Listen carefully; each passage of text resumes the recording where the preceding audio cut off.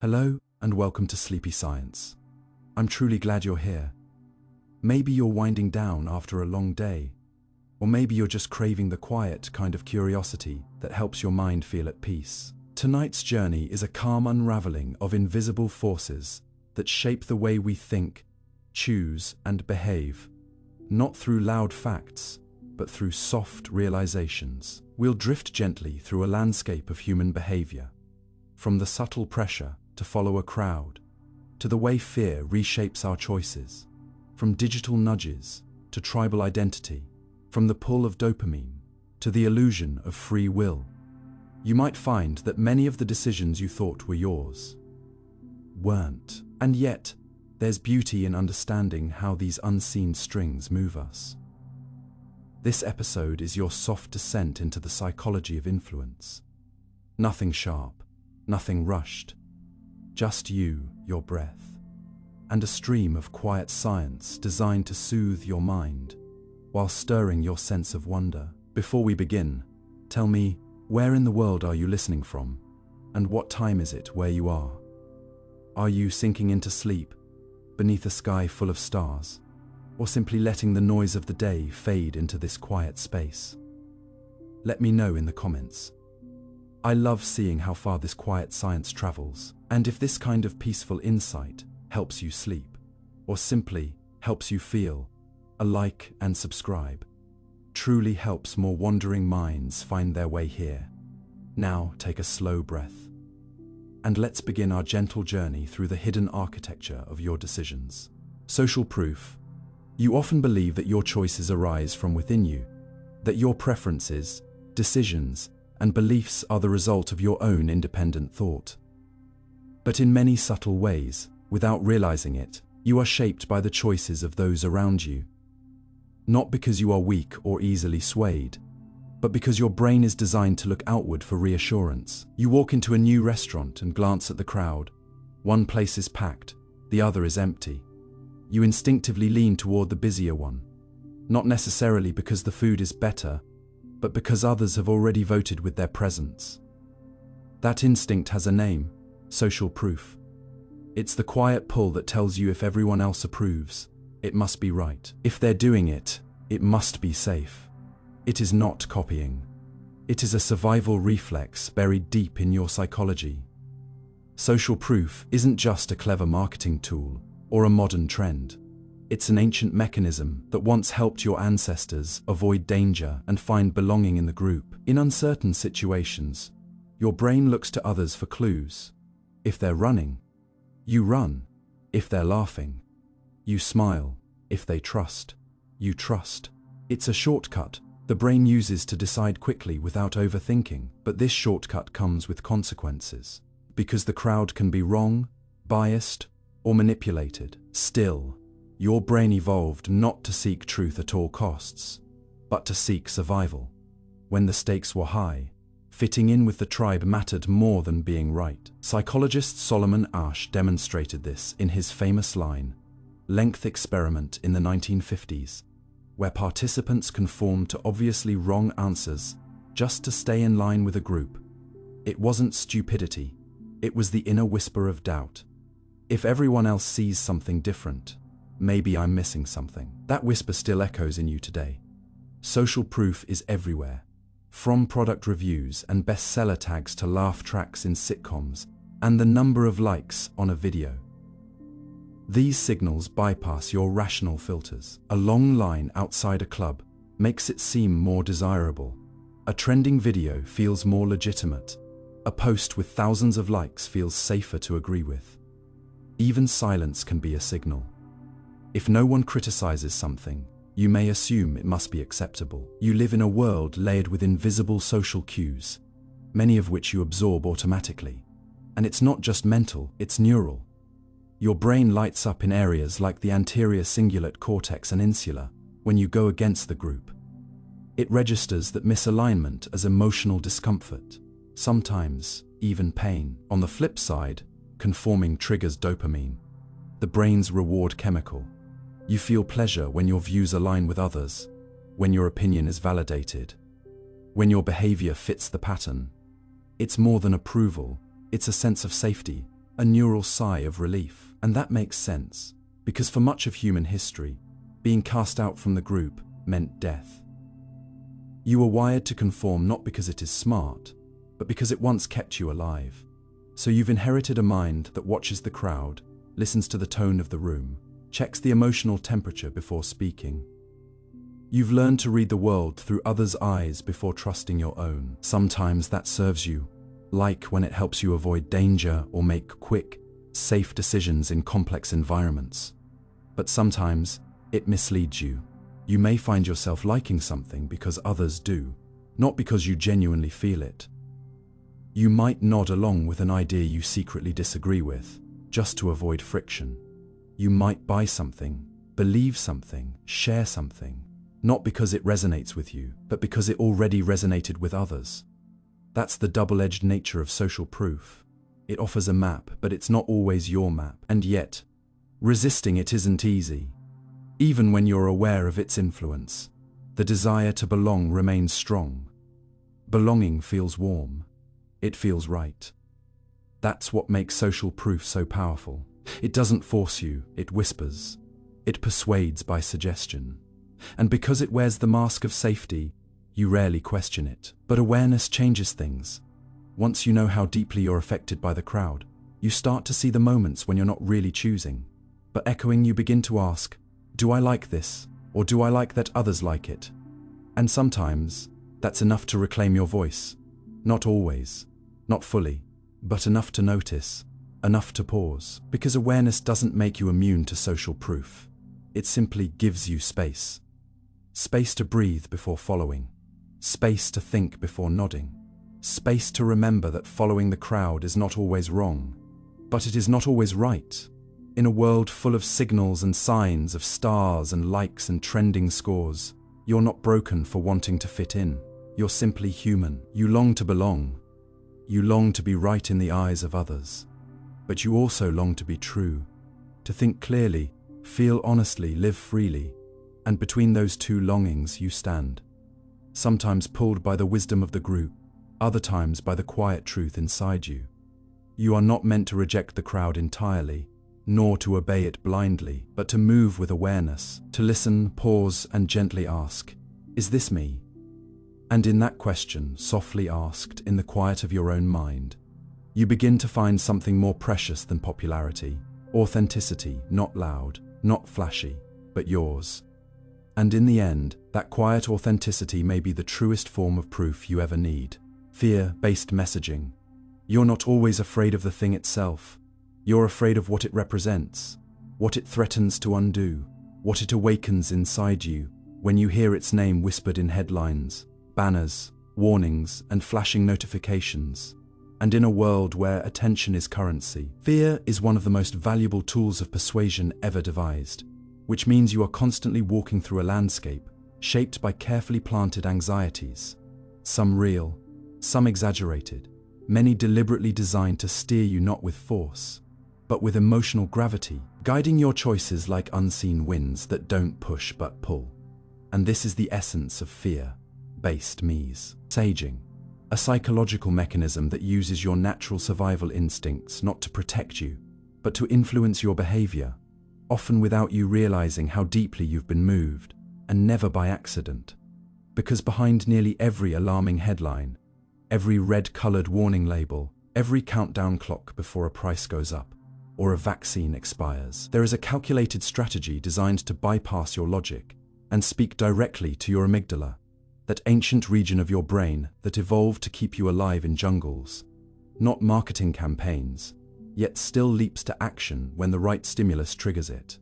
And whether it's fear of death, fear of missing out, fear of social rejection, or fear of irreversible loss, what matters isn't the fear itself. It's how that fear is framed. Because fear, like fire, doesn't have to be large to be effective. It just has to burn in the right place. And your mind, biologically speaking, is a forest full of dry leaves. When you see messages like, "Don't miss your only chance," they don't want you to know this or act now before it's too late. Your attention narrows, your body tenses, your decision-making compresses into a tunnel. And you may think you're choosing freely, but you're not. You're reacting, not responding. And that difference is everything. Because fear short-circuits critical thinking, overrides nuance, and forces you into binary logic. Safe versus unsafe. US versus them. Now versus never. And though this might have saved your ancestors from predators, it now sells you vitamins, insurance, ideologies, and conspiracies. Often with the same intensity, because the messenger's goal is rarely to inform, it is to compel, and fear compels with remarkable efficiency, especially when wrapped in urgency or dressed as concern. And you may already be familiar with some of these tactics, like political ads that show grainy images of violence and say this is what happens if they win, or health campaigns that show diseased lungs or car crash simulations. And yes, sometimes fear is used ethically, to warn, to educate, to protect. But more often, especially in commercial or ideological settings, fear is used to trigger fast compliance, to sell not just products, but worldviews, behaviors, and biases. And because fear is sticky, emotional, and memorable, it lingers in your mind longer than neutral information, which means you're more likely to remember a scary message than a peaceful one, even if it's false. And this is why misinformation campaigns often rely on fear, because once fear takes root, it doesn't just stay where it was planted, it spreads, reshapes your mental landscape, and makes it harder to hear alternatives, because fear isolates, narrows, and hardens your perspective, creating psychological walls where there used to be windows. And one of the most unsettling things about fear-based messaging is that it often doesn't feel like manipulation. It feels like self-preservation, like common sense, like paying attention to the truth. And that's what makes it powerful. It disguises itself as wisdom, as vigilance, as awareness, even as courage, when in fact it may just be conditioning. Because when you hear something frightening enough times, your brain starts to accept it as familiar, and familiarity becomes comfort, even if it's toxic, even if it's untrue. And this is why entire populations can be mobilized by fear, against outsiders, against science, against each other, and why marketers can sell you something you don't need, simply by suggesting what might happen if you don't have it. Because the fear of loss is stronger than the desire for gain. And your mind, even when aware, is not immune to this bias. So the real question isn't whether fear-based messaging works, but whether you can learn to notice it before it takes root, whether you can slow the automatic response long enough to ask, who benefits from my fear? And what would I believe if I weren't afraid? And this is not easy, because fear plays on your most primal instincts. Fear of exclusion, of death, of being left behind, or not being enough. And it's not your fault that these feelings exist, but it is your responsibility to become aware of when they're being used against you. And this awareness is not about becoming fearless, but about becoming free, because fear can inform, but it can also deform. And between those two outcomes lies the quality of your discernment, your pause, your capacity to feel fear, but not let it choose for you. And this matters more now than ever. In an age of algorithmic media, political polarization, and economic uncertainty, where fear is a currency traded across platforms and headlines, and your emotional reactivity is monetized with precision, because attention equals revenue, and fear holds attention like glue, which is why outrage and panic always seem louder than reason, even if fewer people believe them. And so here you are, in a world that will not stop shouting, trying to hear your own thoughts over the noise. And the quiet act of recognizing fear-based messaging when it arrives, without surrendering to it, becomes a form of resistance, of clarity, even of courage. Not by eliminating fear, but by rebalancing its role in your mind, so that it becomes a signal, not a master, a lens, not a person. And in that space, however small, you begin to reclaim something you didn't know you were giving away. Your ability to choose not from fear, but from understanding, from alignment, from values that are calm, steady, and quietly your own. And when you make decisions from that place, even in a world designed to unsettle you, You are no longer just reacting. You are navigating, breathing, thinking, and that is the soft rebellion against a world built on panic. To move slowly, to choose thoughtfully, and to live from the inside out, even when everything outside is telling you to run. Scarcity effect. You rarely think about the things you don't have, until someone tells you that you almost did, until a timer counts down beside the words, "Only 2 left," or a flash sale blinks with urgency, or a whispered suggestion says, "This offer won't last." And suddenly your heart moves before your mind does. Your decisions tighten, like a hand clenching, around something slipping away. And what was once optional begins to feel essential, simply because it's scarce, or because you were told it is. And this is the quiet grip of the scarcity effect. A psychological phenomenon that doesn't just change what you want, but alters how you value things entirely, not based on their usefulness, quality, or fit with your needs, but on their availability, or rather, their perceived unavailability. Because the human brain, shaped by millennia of survival, interprets rarity as a warning and scarcity as urgency. And what could be gone soon feels more precious than what is readily abundant, even if it's the exact same thing. And this effect is not a minor cognitive bias. It is a foundational driver of behavior, leveraged in marketing, design, relationships, and even policy. Because when something is framed as limited, exclusive, or vanishing, you don't just want it more. You often suspend deeper evaluation altogether, focusing not on what the thing is, but on what you'll lose if you wait, hesitate, or think too long. And this is where the scarcity effect begins to distort judgment, not through logic, but through emotional pressure. Which is why you may have bought a product you weren't sure about, just because there were only 3 left in stock, or signed up for a course you hadn't researched, because the early bird discount ended in 4 hours, or rushed into experiences, choices, even relationships, not because they aligned with your true desires, but because something in you feared missing out.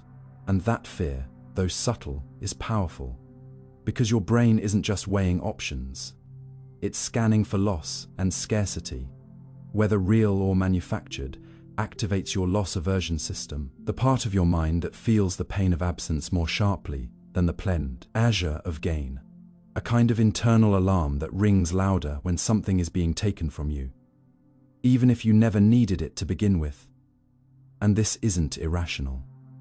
It's evolutionary, because in ancient environments, food, mates, shelter, and security were often genuinely scarce.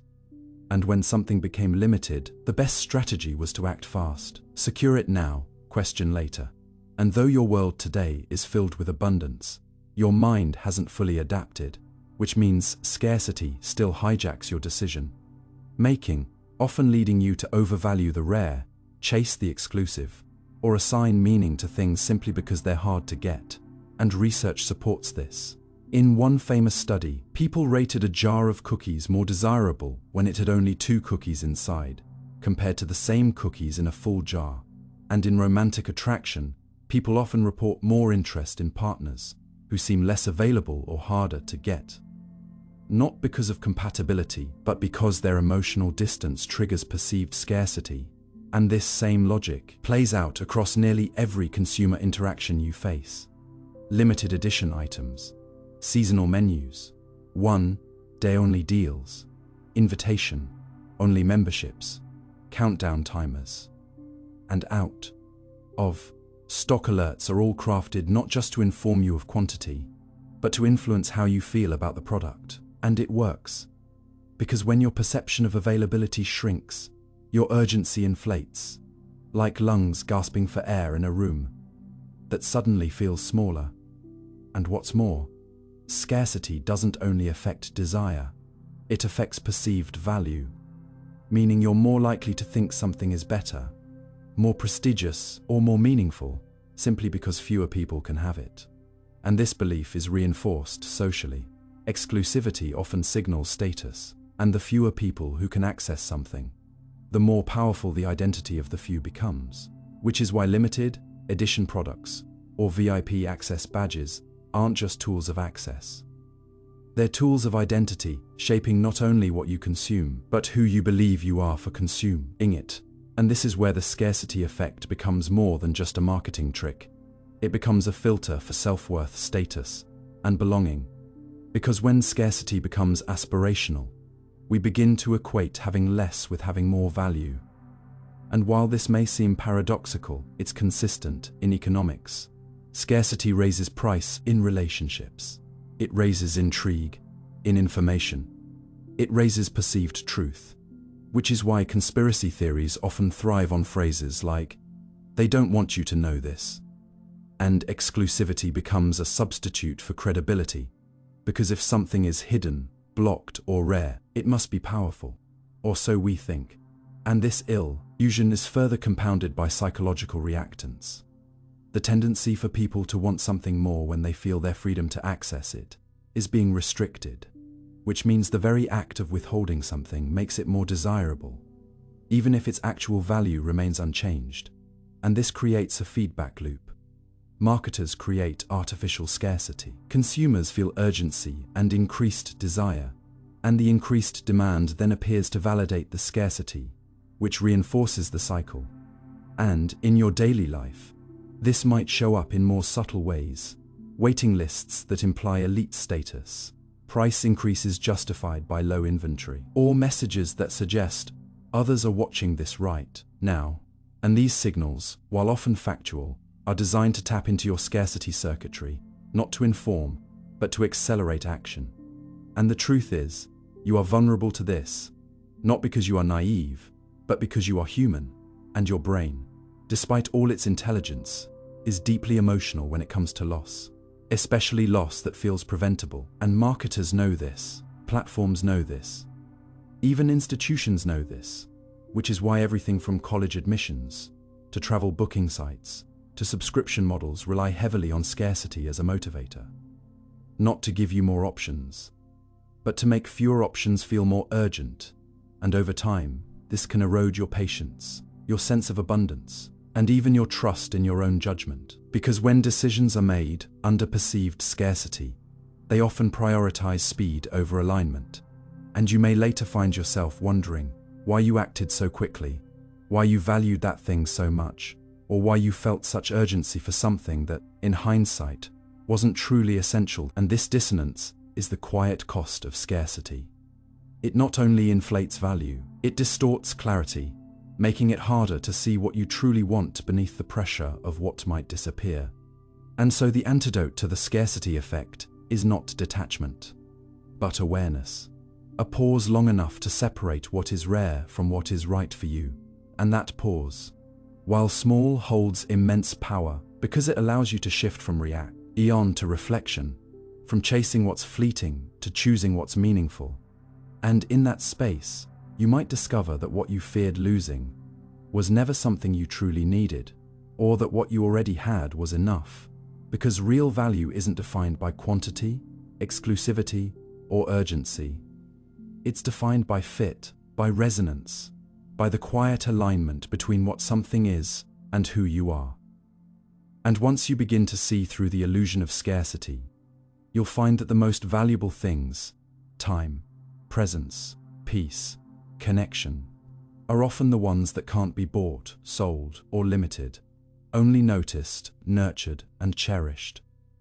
Not because they're hard to find, but because they're easy to forget in a world that's always trying to convince you that you're one step away from missing everything. Priming in decision making. You make decisions every day: what to eat, what to wear, what to believe, what to say yes to, and what to quietly walk away from. But what if I told you that many of those choices weren't born in the moment you thought they were? That the decision didn't begin when you clicked the button or opened your mouth, but seconds, minutes, or even hours earlier, when your brain was subtly prepared, primed, nudged into a mental state that made one option feel more appealing than another.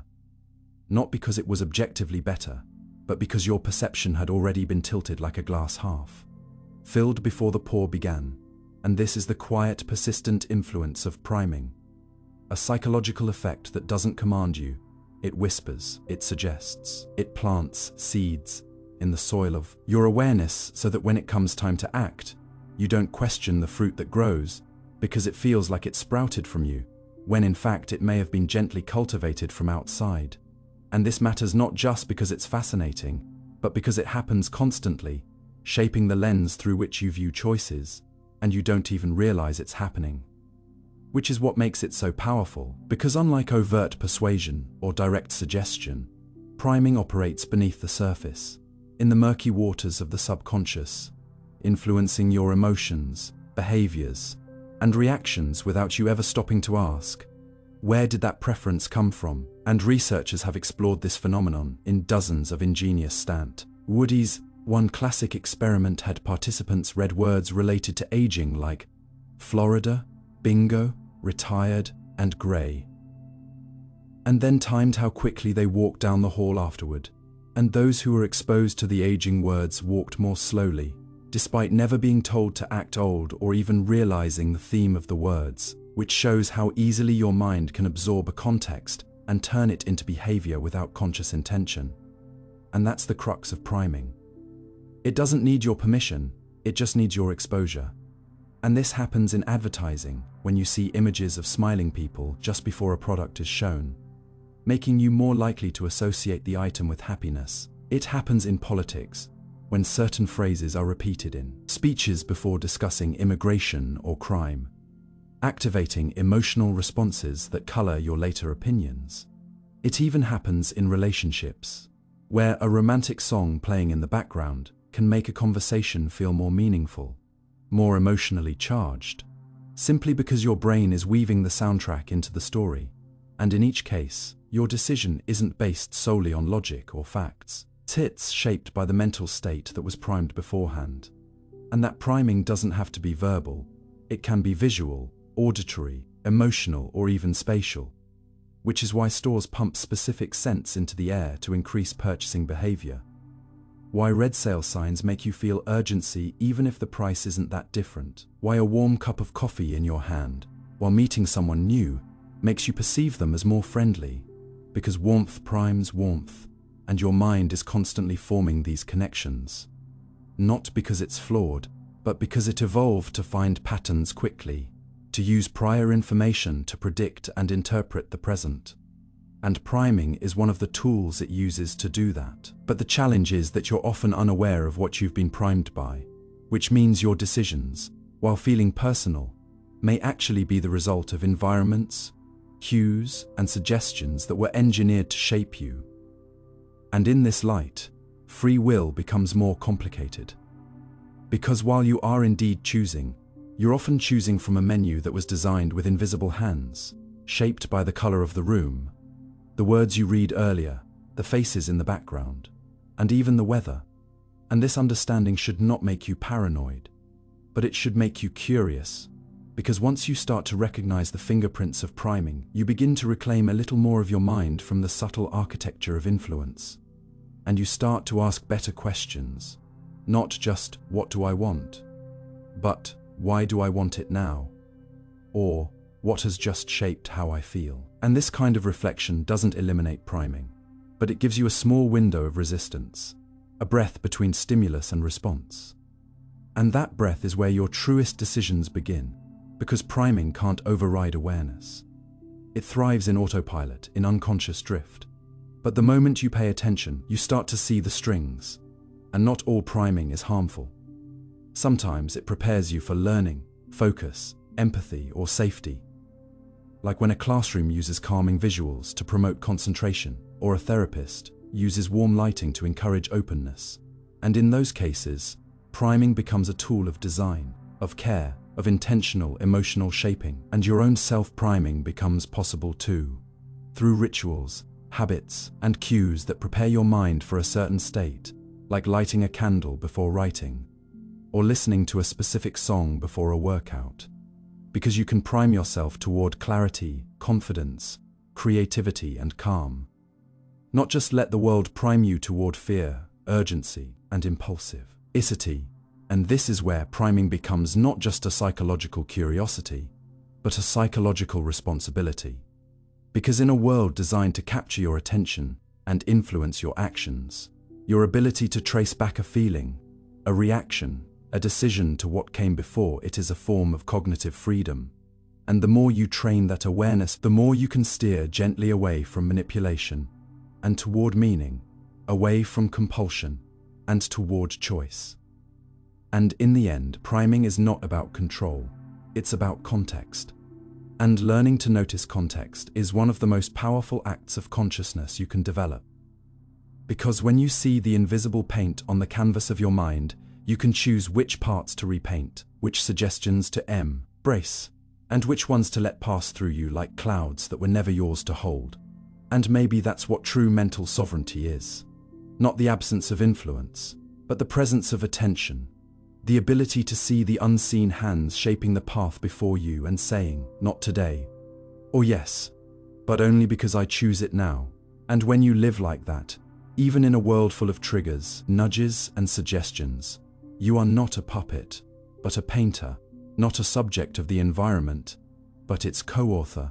And the next time you make a choice, small or large, you'll have the gentle question waiting in your mind: what shaped me just before I decided? And what might I choose if I step back, breathe, and see the frame around the picture I thought was mine?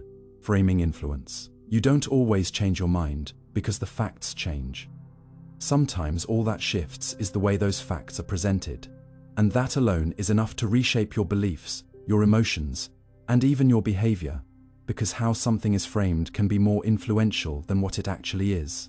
Like a picture that seems brighter or more dramatic depending on the frame that surrounds it, and you may not notice it happening, but you feel it.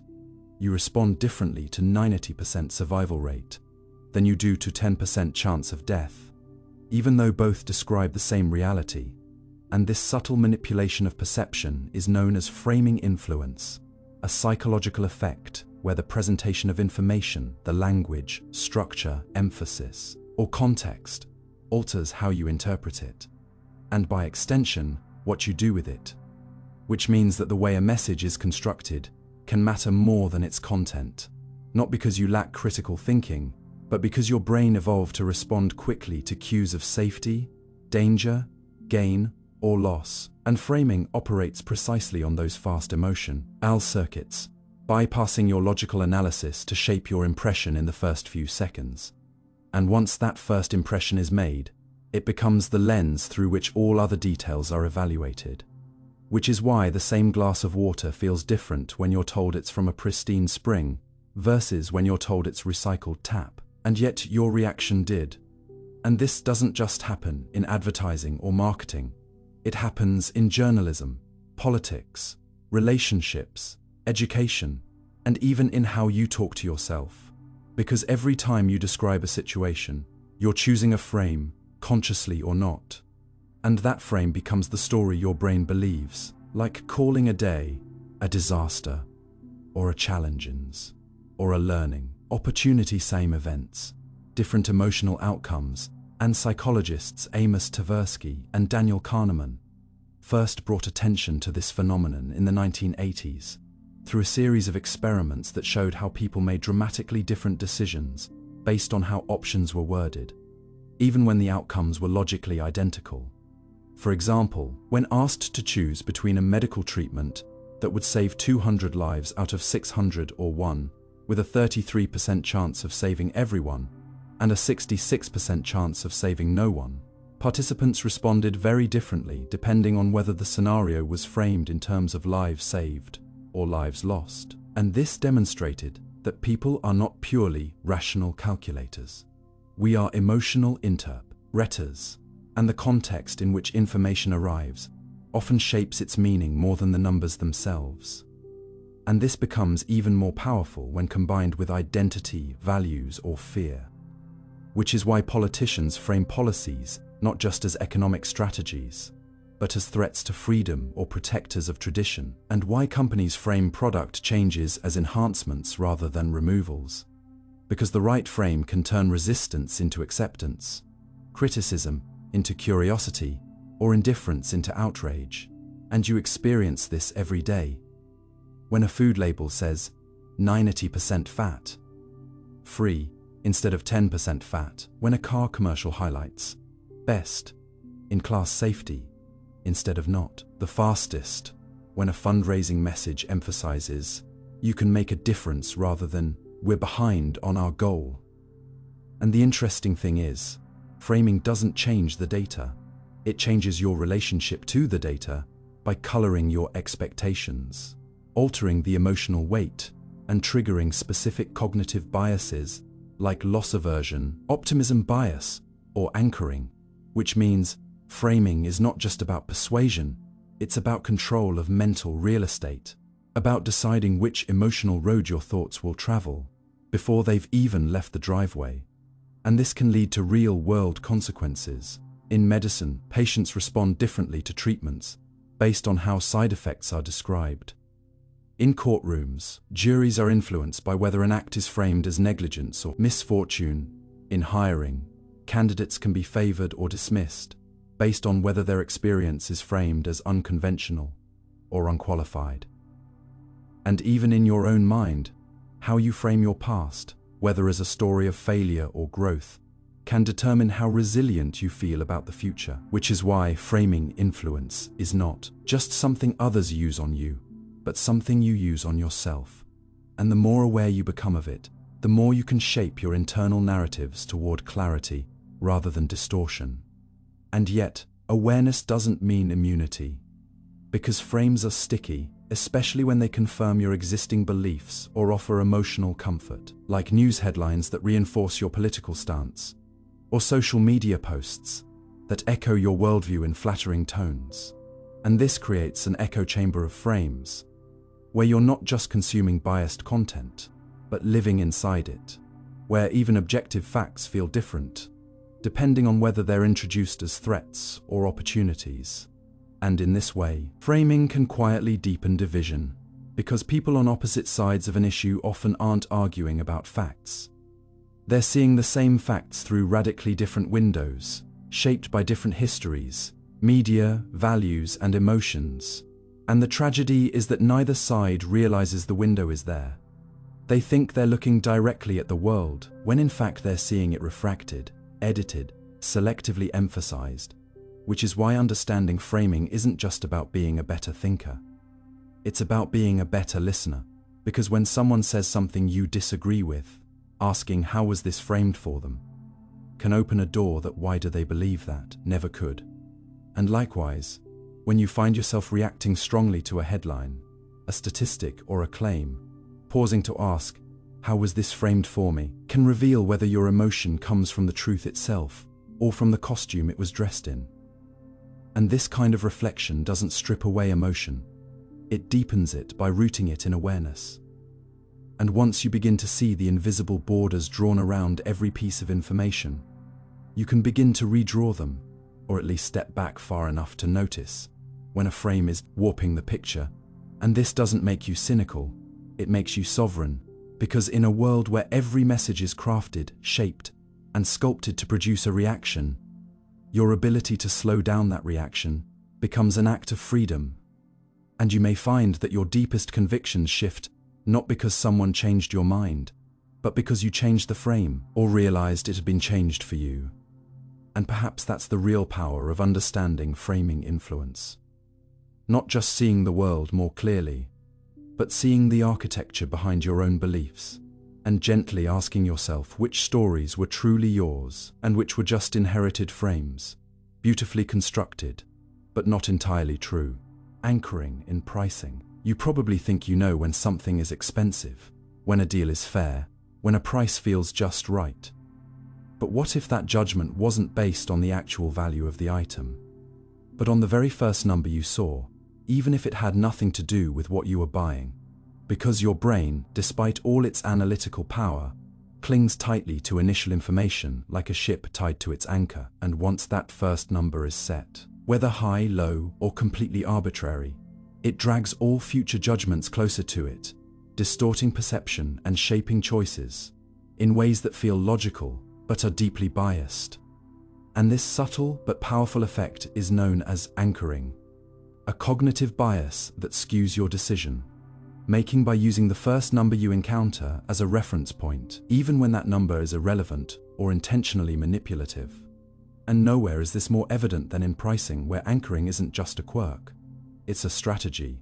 a psychological lever used to shift your sense of cost, value, and fairness, not by changing the product, but by changing what comes before it. And this begins the moment you see a was $499, now only $299 sign, or a luxury item priced absurdly high next to a mid-range alternative, or a 3-tiered subscription plan where the first option feels stripped down, the third feels excessive, and the second suddenly seems perfectly reasonable, even though it may have been designed precisely to feel that way. And studies confirm this over and over. Participants shown a higher initial price, even one randomly generated, like the last 2 digits of their social security number, tend to assign higher value to items they're evaluating immediately afterward. And this shows how irrational anchoring can be, because your brain doesn't always distinguish between relevant and irrelevant information when making judgments under uncertainty. It simply latches onto the most available reference point and adjusts from there. And this process isn't conscious. It happens quickly, emotionally, and almost always without you realizing that your frame of comparison was never neutral. And the effect is so persistent that even experienced professionals fall for it. Real estate agents overvalue homes based on irrelevant listing prices. Judges give longer sentences when exposed to higher anchor numbers, and consumers are more likely to tip generously when the suggested amounts on the screen start high. And this isn't just about being tricked, it's about the architecture of your mind, because in situations where there's no clear standard, your brain seeks some point of orientation, and the first one it finds becomes the anchor, the tether point for all evaluations that follow. And marketers, negotiators, and designers know this well, which is why so much effort goes into managing the first number you see, whether it's the original price, the compare at price, the high-end option designed to make the middle tier look reasonable, or the luxury decoy meant to make the premium seem modest. And you experience this constantly, often without noticing. At restaurants where one expensive wine makes the others look affordable. On travel sites where a high base fare is slashed to create a sense of urgency, or during sales where the discount percentage is calculated, not from actual cost, but from an inflated reference price. And this practice isn't limited to retail. It extends to salaries, investments, even dating apps, where perceived value is anchored to unrealistic expectations. And the longer you sit with the anchor, the more normal it begins to feel, like being in cold water that stops feeling cold after a while. It doesn't just influence one decision, it resets your internal sense of what something should cost, shaping your expectations moving forward. And this becomes a kind of economic gravity, where the numbers you're exposed to most frequently begin to define your idea of affordability, of luxury, of fairness, which is why the price of coffee creeps upward across cities, why housing markets rise without corresponding increases in value, and why limited time offers reset what you think something is worth, even when that urgency is artificial. And anchoring doesn't require deception. It just requires timing, context, and contrast, which is why a $15 burger feels expensive at a food truck, but not at a bistro, and why a $200 jacket seems extravagant until you're shown one for $800, because it's not the number alone that matters, it's what it's sitting next to. And this insight is vital, not just for protecting yourself as a consumer, but for understanding how malleable your mind can be in the face of numerical context. Because even when you believe you're being objective, the invisible weight of prior numbers still pulls at your judgment. And awareness of this doesn't make you immune, but it gives you a chance to pause, to question whether the deal in front of you is truly good, or just anchored to a bad starting point. And more importantly, it allows you to notice when someone is setting the stage not to inform, but to influence. Because anchoring is about framing value before you've had a chance to define it for yourself. And once that value is framed, it takes real effort to reframe it, which is why understanding this effect isn't just an intellectual exercise. It's a practical skill for navigating a world full of price tags, pitches, and persuasive design. And in your own life, you might begin to notice how you set anchors for yourself. how past spending sets expectations for future purchases, how one expensive mistake makes the next one feel inevitable, or how a single high quote can make you overpay elsewhere because you feel like you're saving, when really, you're just choosing from a skewed menu. And in those moments, anchoring isn't just about numbers, it's about perception, about how easy it is to mistake exposure for accuracy, repetition for truth, and initial impressions for lasting value. And the challenge becomes learning to unhook from the anchor, to step back far enough from the pricing trickery to ask, what is this truly worth to me, not compared to the fake original price? Not relative to what someone else paid, but based on what it actually gives me. And that question, though simple, is a kind of rebellion in a system built on subconscious suggestion because it means reclaiming the right to define value from the inside out, rather than being handed a number and told how to feel about it. And maybe that's the deeper lesson of anchoring in pricing, that while we all need reference points, the most honest ones come from reflection, from aligning price with purpose, cost with context, and desire with intention, not from falling for the first number that happens to cross your path, but from pausing long enough to ask whether the anchor you've been tied to is leading you toward clarity, or just dragging you deeper into someone else's idea of what your money, your time, and your judgment are worth. Dopamine triggers in design. You probably don't notice it when it happens, but you feel it. A tiny surge in your chest, a flicker of pleasure in your mind, the sudden pull to check, scroll, click, buy, or just keep going for one more second, one more swipe, one more hit of something you didn't know you needed until it was perfectly placed in front of you. And that moment, small, invisible, almost innocent, is not random, not accidental, but carefully engineered, shaped by pixels, colors, sounds, and rhythms, designed to speak directly to your brain's reward system, to your most primal motivator. Dopamine, the chemical of anticipation, of craving, of pursuit. And when that system is harnessed by modern design, your attention becomes the battlefield, and your time the prize. Because dopamine isn't just about pleasure. It's about prediction and pattern recognition, about learning what leads to reward and repeating it. Which is why the design of digital environments, from apps to games to social feeds, is so deeply intertwined with how your brain responds to stimulus, and in particular, how it chases feedback, novelty, and reinforcement in a loop that feels spontaneous, but is often the result of calculated architecture aimed at one outcome, keeping you engaged, because the more you stay, the more you see, the more you see, the more you act, and the more you act, the more valuable your behavior becomes. Not necessarily to you, but to the designers, platforms, and algorithms that benefit from your presence, your clicks, your habits. And this is where neuroscience meets interface design, where psychology is baked into buttons, where your brain's search for meaning is met, not with depth, but with frictionless paths to stimuli that feel like purpose. And this isn't evil by default. It's just effective because the dopamine system evolved to help you seek food, mates, novelty, and learning, rewarding the behaviors that increased survival. But now it's repurposed to reward behaviors that increase retention. And so the question becomes, what happens when design learns your brain better than you know it yourself? When notifications are timed to your lull moments, when likes arrive just as you start to disengage, when infinite scroll removes the sense of boundary and next becomes a reflex, when slot, machine reward schedules, intermittent and unpredictable, keep you checking not because you're satisfied, but because you might be. And that might is where dopamine lives.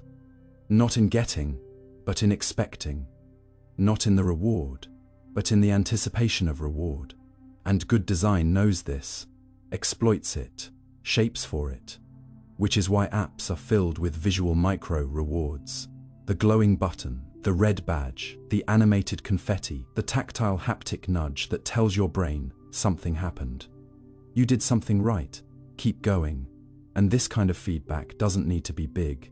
It just needs to be consistent enough to train your behavior, like a lab rat, learning to press a lever, because food sometimes comes out.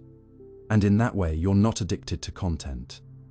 You're addicted to the structure of expectation, to the way design triggers anticipation, and then subtly withholds resolution, prompting another action, another scroll, another check, and this effect can be seen in everything from the loading dots in messaging apps, which spark curiosity and keep you watching to pull, to refresh mechanics, which mimic the randomness of gambling, to the placement of call, to action buttons, which are colored and shaped to prime you toward movement without conscious deliberation.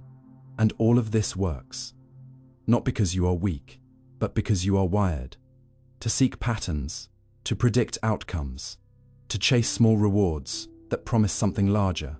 And dopamine is the mechanism that rewards that chase, even when the destination is hollow. And over time, your brain begins to recalibrate its baseline, becoming less responsive to slower, more complex rewards, like reading a book, learning a skill, or sitting in stillness, because they don't offer the same burst of stimulus. And so a cycle forms. The faster the trigger, the more compelling the action, the more fragmented your attention becomes, until the very architecture of your day is shaped by loops of quick hits, and deep focus becomes harder to access, not because you are lazy, but because your brain has been trained away from it by design that rewards reaction over reflection. And this is especially potent in environments where feedback is social likes, shares, comments, because now dopamine is tied not just to information or entertainment, but to identity, to belonging, to social currency, which adds a new layer of emotional weight to each interaction. And the platforms that facilitate this are optimized to deliver reinforcement in ways that feel spontaneous, but are often algorithmically adjusted to maintain your engagement curve, meaning the timing, visibility, and delivery of feedback is not just reflective of your behavior. It's shaped to mold it. And while that can be used for good, like in habit, forming apps for fitness or learning, it can also create compulsive loops that serve no purpose beyond extraction of data, of time, of emotional availability. And the result is a form of behavioral conditioning that runs beneath your awareness, making you feel as though your choices are your own, when in fact they were guided from the first trigger to the last click by a system that understands your neural chemistry better than you ever gave it credit for. And the tragedy is not that this design works, it's that it works so well. And when you finally pull away, you may feel foggy, restless, unsatisfied, because your brain is still anticipating the next hit, the next flash, the next sign that you exist in a feedback loop that recognizes you. And breaking that loop isn't just about deleting apps or turning off notifications. It's about retraining the brain to find reward in slower, more meaningful patterns, about replacing empty triggers with rich feedback, like creating something, connecting deeply, or learning for the sake of understanding, not just achievement. And this takes effort because the neural pathways carved by dopamine-based design are well-worn, easy to return to, like a riverbed smoothed by years of flow. But neuroplasticity means change is possible. New habits can be formed, new associations built, new designs chosen, ones that support your goals rather than distract from them. And maybe that's the paradox of dopamine in design. It reveals how vulnerable your attention is, but also how powerful your awareness can become. Because when you recognize the trigger, when you feel the pull and pause, even for a breath, you're no longer just a user. You're a chooser, and that shift, subtle as it is, can ripple outward into how you structure your time, your focus, your creative energy, and your sense of self. Because you're not here to be optimized for engagement. You're here to live, to create, to love, to experience reality in its depth. And that richness doesn't come from loops, but from presence, from attention given freely rather than captured cleverly. And so the next time you feel that tiny urge to check, to click, to see what's next, you might just ask, who benefits if I follow this feeling? And who do I become if I don't? And in that moment, you might find something deeper than a hit of dopamine. Steady pulse of your own mind coming back into focus, choosing its own rhythm in a world that would rather keep you endlessly dancing to someone else's beat. Reward anticipation loops. There's a strange electricity that runs through you in moments of almost. Not when you win, not when you lose, but when you're about to find out, standing on the edge of something uncertain, and your heart skips. Because maybe this time, maybe this turn, maybe this click, and that feeling, that restless anticipation before the outcome, is more powerful than the outcome itself. Because your brain is built to chase possibility, not just reward. And it's this very mechanism that underlies what psychologists and neuroscientists call reward anticipation loops. A system within you that doesn't merely react to rewards but becomes captivated by the promise of them. And modern life, especially digital life, has been carefully engineered to activate that loop again and again, keeping you caught in a cycle of pursuing, expecting, checking, waiting and hoping, not because you lack discipline or focus, but because your biology was wired to survive in a world where finding food, success, or connection was unpredictable, where uncertainty wasn't a flaw but a motivator, and in that ancient architecture of mind, unpredictability became exhilarating, and intermittent reward. Reward that arrives only sometimes and without warning, became the most compelling of all. And this is exactly what slot machines do. But also social media, email notifications, online shopping discounts, and even gamified productivity apps. They give you small, irregular, and emotionally charged feedback that trains your brain to stay engaged, not through satisfaction, but through anticipation. And the science behind it is both simple and profound. Because when your brain predicts a reward, and that reward might be coming soon, in motivation, in focused energy aimed at acquiring what you think is about to happen. And this makes the waiting itself addictive, not because it's pleasurable, but because the brain floods with the chemicals of effort and pursuit. And ironically, when the reward finally arrives, it often brings a brief sense of completion, because in terms of neurochemistry, wanting is stronger than liking, which means you may find yourself chasing things more intensely than you enjoy them. And that is the very heartbeat of a reward anticipation loop. An experience where the pursuit becomes more emotionally charged than the outcome, and your behavior is driven less by satisfaction and more by the magnetic force of what if. And designers, wide ether of apps, games, ads, or even work platforms, have learned to harness this principle with precision, building systems that deliver progress bars, random rewards, surprise bonuses, unread badges, algorithmic unpredictability, and all kinds of signals that say something might be here for you, just check. And so you do, over and over. And maybe it's nothing, but sometimes it's something, and that's enough to reinforce the loop, to etch the pathway deeper, until the behavior becomes automatic, compulsive, and emotionally hard to break. And what's fascinating is that these loops don't require large rewards, just tiny moments of excitement, a flash of novelty, a sense of being recognized or lucky or momentarily seen, and your brain, ever seeking patterns, begins to associate certain actions with potential outcomes, building feedback pathways that become habits, rituals, even dependencies. And this happens in shopping apps with mystery discounts, in dating apps with variable matches, in video games with loot boxes and randomized drops, and in email and messaging with the refreshing of inboxes where something meaningful could be waiting. And this unpredictability is key, because the very same action, scrolling, swiping, opening, becomes far more reinforcing when it sometimes pays off than when it always does. And experiments with rats and pigeons in the mid-20th century proved this.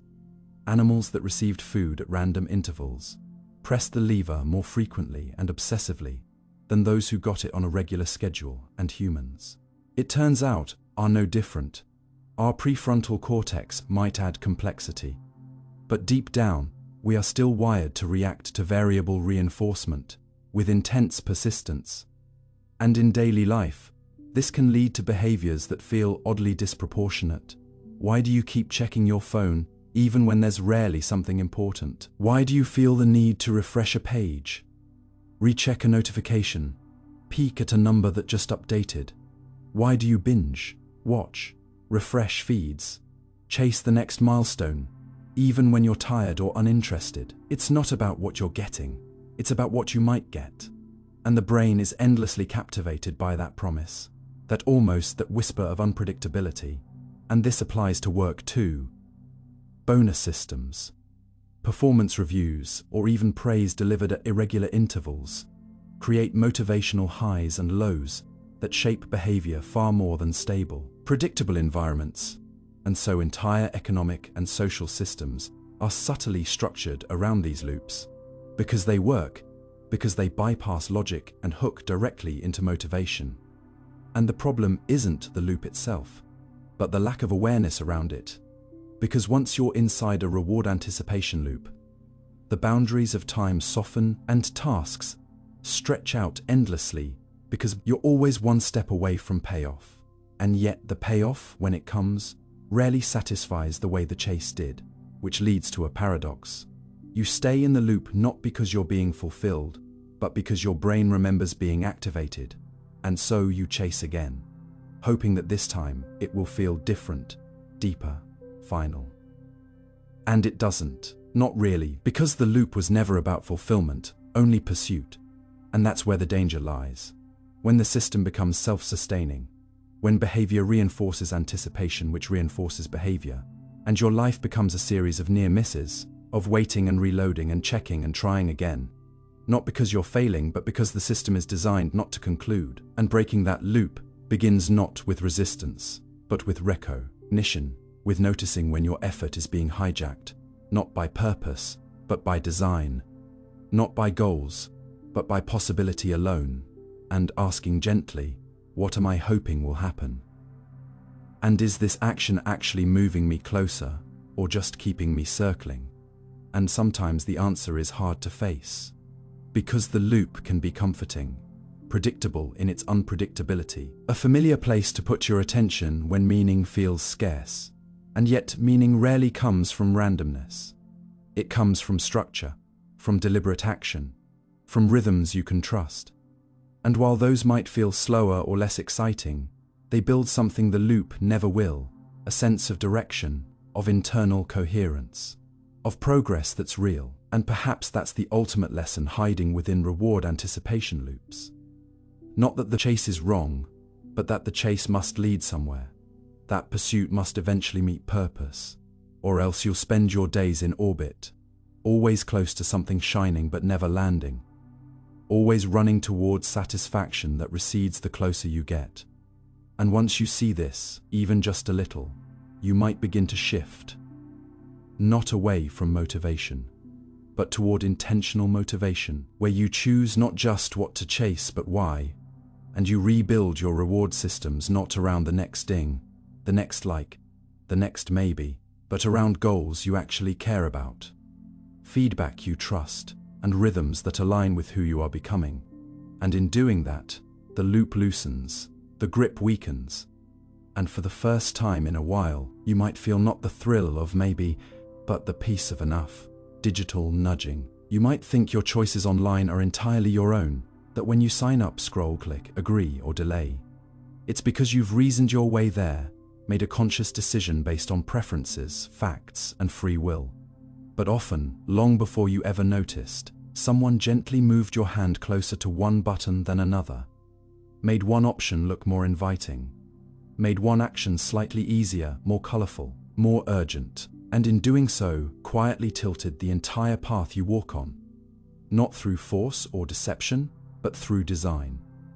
And this quiet shaping of behavior through interface and context is what we now call digital nudging, a modern psychological craft that takes the principles of behavioral science and weaves them into pixels, menus, notifications, and layouts to influence how you act, not by changing your mind, but by changing your environment. Because in digital spaces, every small design decision becomes a behavioral suggestion. The placement of a checkbox, the color of a confirmation button, the default setting on a privacy form, and what might seem like harmless interface preferences can, in truth, redirect millions of micro decisions every single day. And the key idea behind digital nudging is that choice architecture matters, that the way choices are structured shapes the likelihood of their selection, not by removing options, but by making some more cognitively frictionless, more visually prominent, or more emotionally appealing. And this concept stems from the B. Roeder field of behavioral economics, where researchers like Richard Thaler and Cass Sunstein demonstrated how even minor tweaks in how options are presented, such as setting organ donation to opt out rather than opt in, can lead to dramatic changes in population behavior.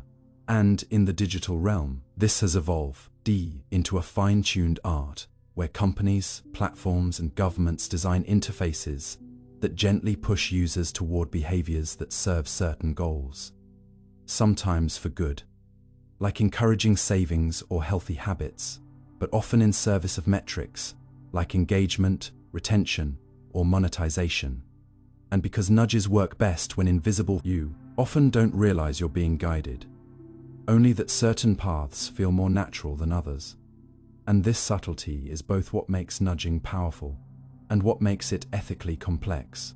Because a nudge is not a shove, it's a whisper built into the architecture of your decisions, like a hallway that's slightly sloped in one direction. So even when you are walking freely, you keep drifting toward the designer's intention, and this can be harmless, even helpful, as in reminders to take breaks, suggestions to double-check information before posting, or progress indicators that nudge you to complete a process. But it can also be deeply manipulative, as in dark patterns that trick users into subscribing, accepting, tracking, or sharing data they didn't mean to.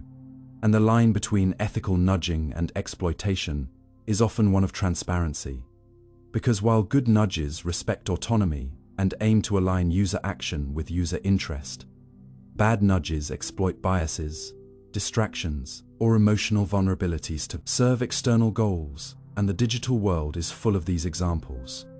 The countdown timer urging you to buy now, the default checkbox pre-selected for marketing emails, the maze-like process for cancelling a subscription compared to the single-click sign-up, the endless scroll that removes natural stopping cues and keeps you immersed not because you chose to stay, but because the system made leaving feel subtly harder. And all of these techniques rely on your brain's cognitive shortcuts, its tendency to stick with defaults, to avoid effort, to respond to loss aversion and urgency. And over time, they don't just change what you click, they can change how you think, how long you stay, how you evaluate your choices, and even how you define what was yours to begin with. And the risk is that the more these nudges blend into your digital landscape, the more your sense of agency erodes, not in dramatic fashion, but in tiny increments, as the systems around you quietly reshape your behaviors to match their incentives. And you begin to mistake ease for preference, popularity for truth, and repetition for rightness. Because when an interface subtly rewards one action and not another, your brain adapts, not by questioning, but by following the path of least resistance. And this is why digital nudging demand is more than awareness. It requires literacy, the ability to recognize when a design is shaping your behavior, to see the scaffold behind your decision tree, and ask whether it's holding you up or guiding you somewhere you didn't mean to go. And unlike traditional advertising or persuasion, nudges don't require attention to work. They live in defaults, in silence, in the background assumptions you inherit from the screen, and this makes them powerful tools for large-scale behavioral change, but also dangerous if wielded without accountability.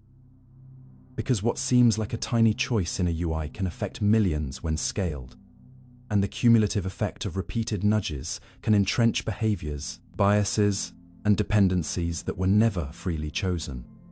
And in response, some ethicists call for design transparency, labeling nudges clearly, giving users the power to adjust their own environments, to set their own defaults, to make meaningful choices without being subtly herded toward the profitable option. And some platforms are beginning to incorporate these ideas, offering more control, more customization, more visibility. But the burden shouldn't only be on users to spot every manipulation. It should be on designers to nudge with integrity, to ask not just what works, but what serves, to recognize that every layout, every color scheme, every menu structure is a form of communication, a statement of values, and that those values are not neutral, Because shaping human behavior is never neutral, and when done well, digital nudging can help people act in line with their goals, reminding them to save, to breathe, to reflect. But when done poorly, it can trap them in loops of consumption, distraction, or digital fatigue. And so the question isn't whether nudging works, it does, but whose interests it serves, and whether those interests align with the person being nudged. And as a digital citizen in this age of persuasive design, your awareness becomes your compass, not to resist every suggestion, but to navigate with intention, to pause when something feels too easy or too urgent or too emotionally charged, and to ask, what is this design asking of me? And who does it benefit if I comply? And sometimes, even that pause, a breath between the nudge and the action, is enough to reclaim your decision as your own. And that's the quiet power of noticing, not to reject technology, but to relate to it with eyes open, to step out of the current long enough to choose your direction, and to remember that even in a world of endless nudges, the choice to walk with awareness is still yours, if only you know how to see the slope beneath your feet. Authority bias. You've probably trusted someone's opinion simply because of the title before their name, doctor, professor, CEO, expert, or the uniform they wore, the suit they carried, the confidence in their voice, and without realizing it, you let that authority shape what you believe, even when the evidence was unclear or the logic thin, not because you lack intelligence, but because your brain is deeply wired to defer to perceived leadership in moments of uncertainty. And this automatic trust in authority, what psychologists call authority bias, has been with you longer than you realize, a reflex as old as social structure itself. Because long before governments or corporations or media empires existed, early human survival often depended on recognizing and following a leader, the one who'd been through the storm, who could identify edible plants or predict animal movement, or lead the tribe to water. And that instinct, once necessary, now lives in the architecture of your brain, influencing not just who you listen to, but how you process their words, and more importantly, how little you question them once they speak. Which is why authority bias doesn't just shape opinions, it distorts critical thinking, softens skepticism, and allows flawed reasoning to pass through your mental defenses, unchallenged, simply because it wears a badge, a diploma, or a microphone. And one of the most famous experiments to reveal this was conducted by psychologist Stanley Milgram in the 1960s, where participants were instructed to administer increasingly painful electric shocks to another person when they gave wrong answers. And even though many participants showed visible distress, most continued, simply because a man in a lab coat told them to, showing how deeply authority can override personal conscience when presented in the right setting, with enough confidence and symbolic power. And though you may believe you'd never do such a thing, authority bias doesn't announce itself. It whispers, dresses up as credibility, cloaks itself in professionalism, and waits for moments when you're uncertain, stressed, or overwhelmed. Moments when your brain craves guidance, not because you are weak, but because you were designed to conserve cognitive effort, to reduce ambiguity. And authority provides both clarity and comfort.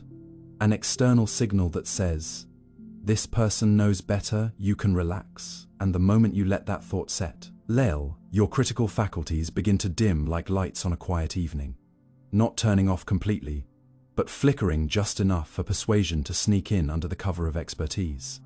And this can be seen in everything from courtroom dynamics to corporate culture, from media interviews to academic journals, because authority isn't just about credentials, it is about how authority is performed, through posture, tone, jargon, or presentation. And in a world where information is everywhere, and contradiction is constant, authority bias becomes a mental shortcut.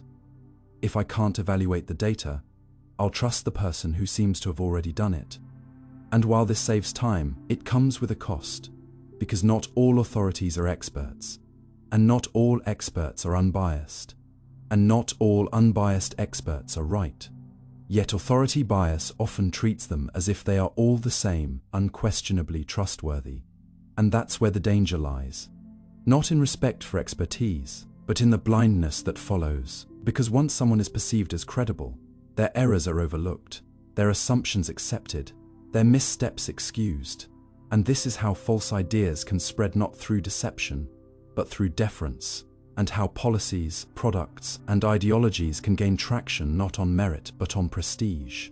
And your brain, hungry for certainty, often joins the applause before checking the reasoning, especially when others around you are nodding too. And that group reinforcement strengthens the illusion. They're an expert. Everyone agrees. I must be the one who's missing something. When in fact, sometimes, it's precisely your discomfort that is signaling truth. And this doesn't mean you should reject authority entirely. On the contrary, real expertise is valuable, earned through discipline and study. But it does mean you must learn to separate appearance from accuracy, confidence from competence, influence from insight. And that requires slowing down the reflex to agree, asking better questions, and remembering that even the most educated voice is still just a voice. And truth doesn't come with a nameplate or a verified badge. It comes with consistency, evidence, and openness to challenge. And sometimes the most important questions are the ones that experts dismiss too quickly, the small cracks they skip over, because they've grown too familiar with the wall. And so your role is not to disobey every authority, but to remain awake even when they speak, to listen without surrendering, to respect without submitting. And perhaps the hardest part is doing this in spaces where authority is designed to dazzle. In hospitals with white coats, in universities with Latin phrases, in boardrooms with polished decks, or in media with dramatic graphics and titles like breaking news. Because authority bias thrives where performance meets pressure, where you're rushed to agree before you've had time to think. And the truth is, you'll never fully eliminate this bias, but you can train your awareness to spot it. And in that moment, when someone speaks with certainty and power, you can pause and ask, do I believe this because it's well argued, or because it's well dressed? And when others follow unquestioningly, you can choose to take a breath, seek a second source, or entertain the possibility that even leaders can be wrong. And in that space, between the voice of authority and your own quiet judgment, something rare and essential can emerge: discernment. Not as rebellion, especially in cultures that punish dissent or label questions as disrespect, but questions are not threats, they are safeguards. And without them, authority becomes not leadership, but dominion, not wisdom, but dogma. And so you must reclaim the right to ask, to pause, to challenge, not aggressively, but curiously. And when you do, you begin to notice the difference between truth and performance, between earned respect and borrowed influence. And that clarity, though quiet, can protect you from being led not just into mistakes, but into beliefs that are not yours. And the more you practice it, the more you'll recognize the signals. When a claim is offered without data, when an expert refuses dialogue, when a decision is enforced through intimidation rather than explanation. And in those moments, you can remember that authority is a tool, not a truth, a guide, not a guarantee. And while you may still choose to trust it, that trust will be yours. Not inherited, not forced, not blind. And in a world where voices compete to be followed, where titles are polished and platforms curated, your quiet ability to think beneath the surface becomes an act of quiet sovereignty. Not because you know everything, but because you're willing to learn without surrendering your mind. And perhaps, at the end of the day, that is the true antidote to authority bias. Not resistance, not cynicism, but thoughtful engagement. The kind that listens carefully, asks patiently, and dares to say, even softly, that may be true, but let me think for myself. Default effect. You likely don't remember the moment you chose your phone's notification settings, your browser's privacy preferences, or your email subscription options. Not because you didn't care, but because you probably never touched them at all. And that silence, that inaction, was itself a decision you didn't realize you made. Because what was already selected for you stayed selected, not through intention, but through inert. Yeah, and this subtle but powerful tendency is called the default effect, a cognitive bias that causes people to accept preset options as their choice. Not because they believe those options are better, but because making any change, however minor, requires effort, attention, and deliberation.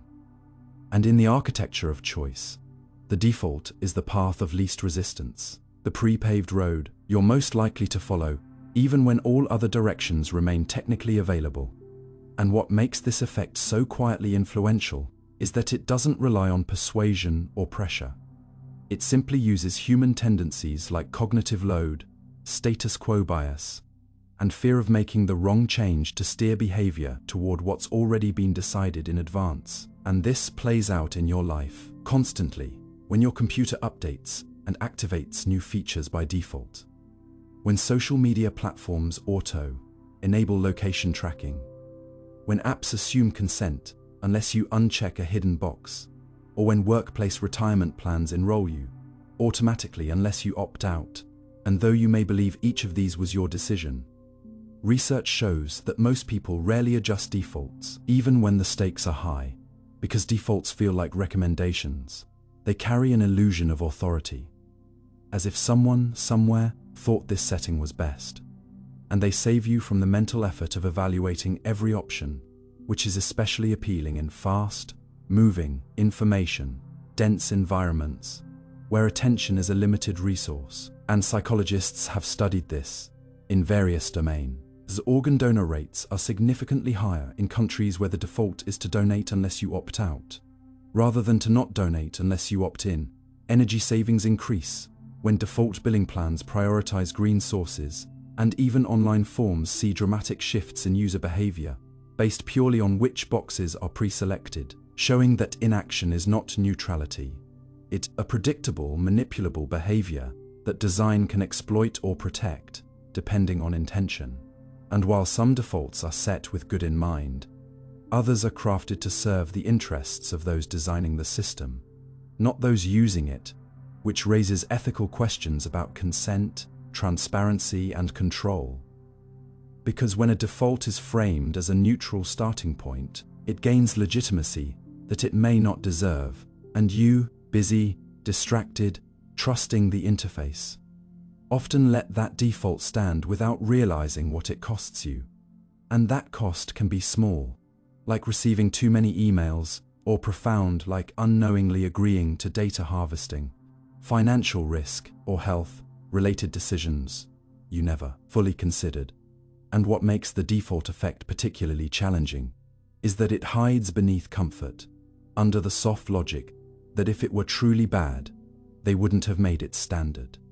And yet, that assumption turns your passive compliance into a tool. Your silence becomes consent. Your lack of change becomes a vote.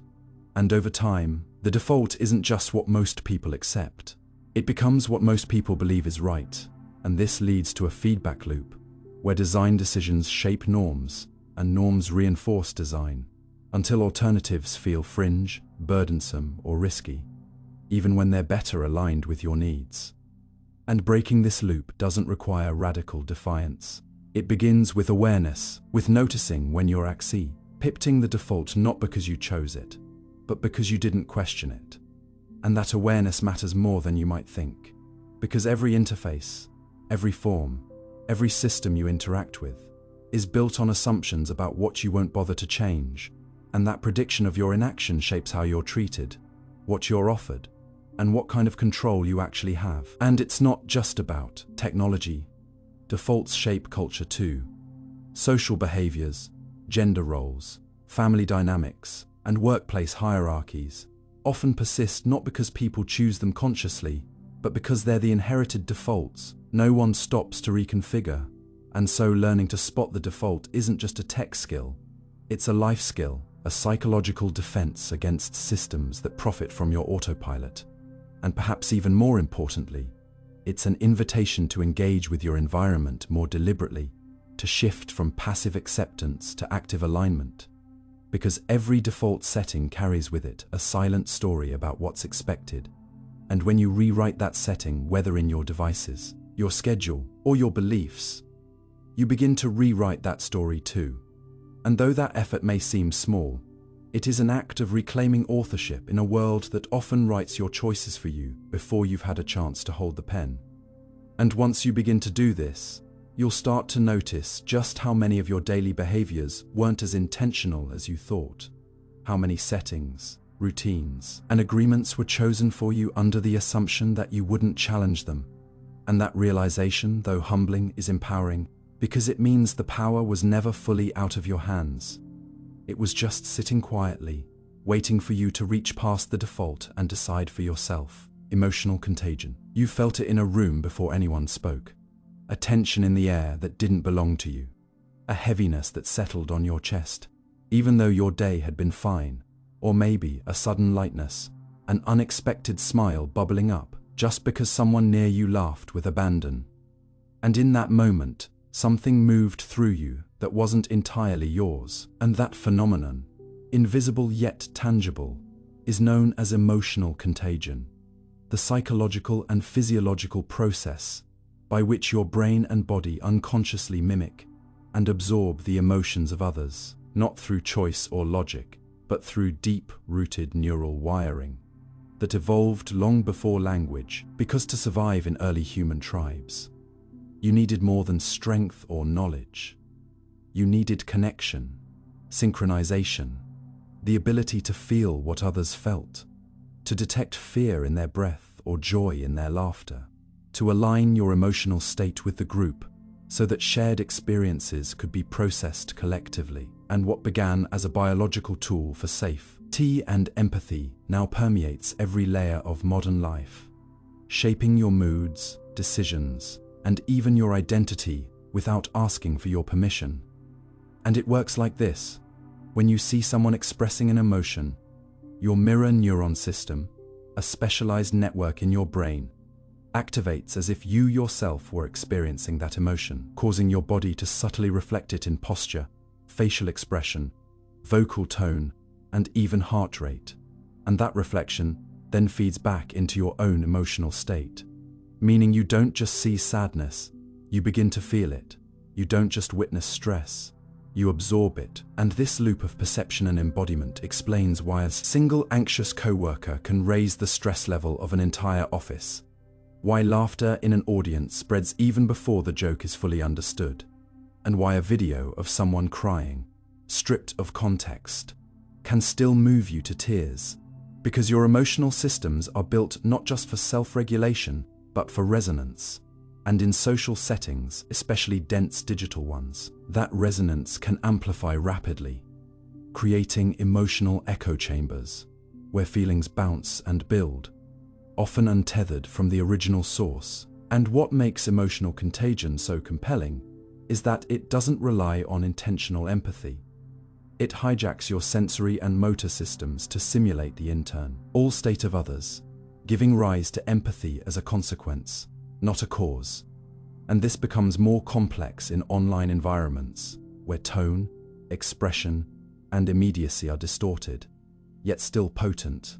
A passive, aggressive tweet, a heated comment thread, a carefully curated photo of joy or success, all of these can trigger emotional response in you, even when they lack full emotional context.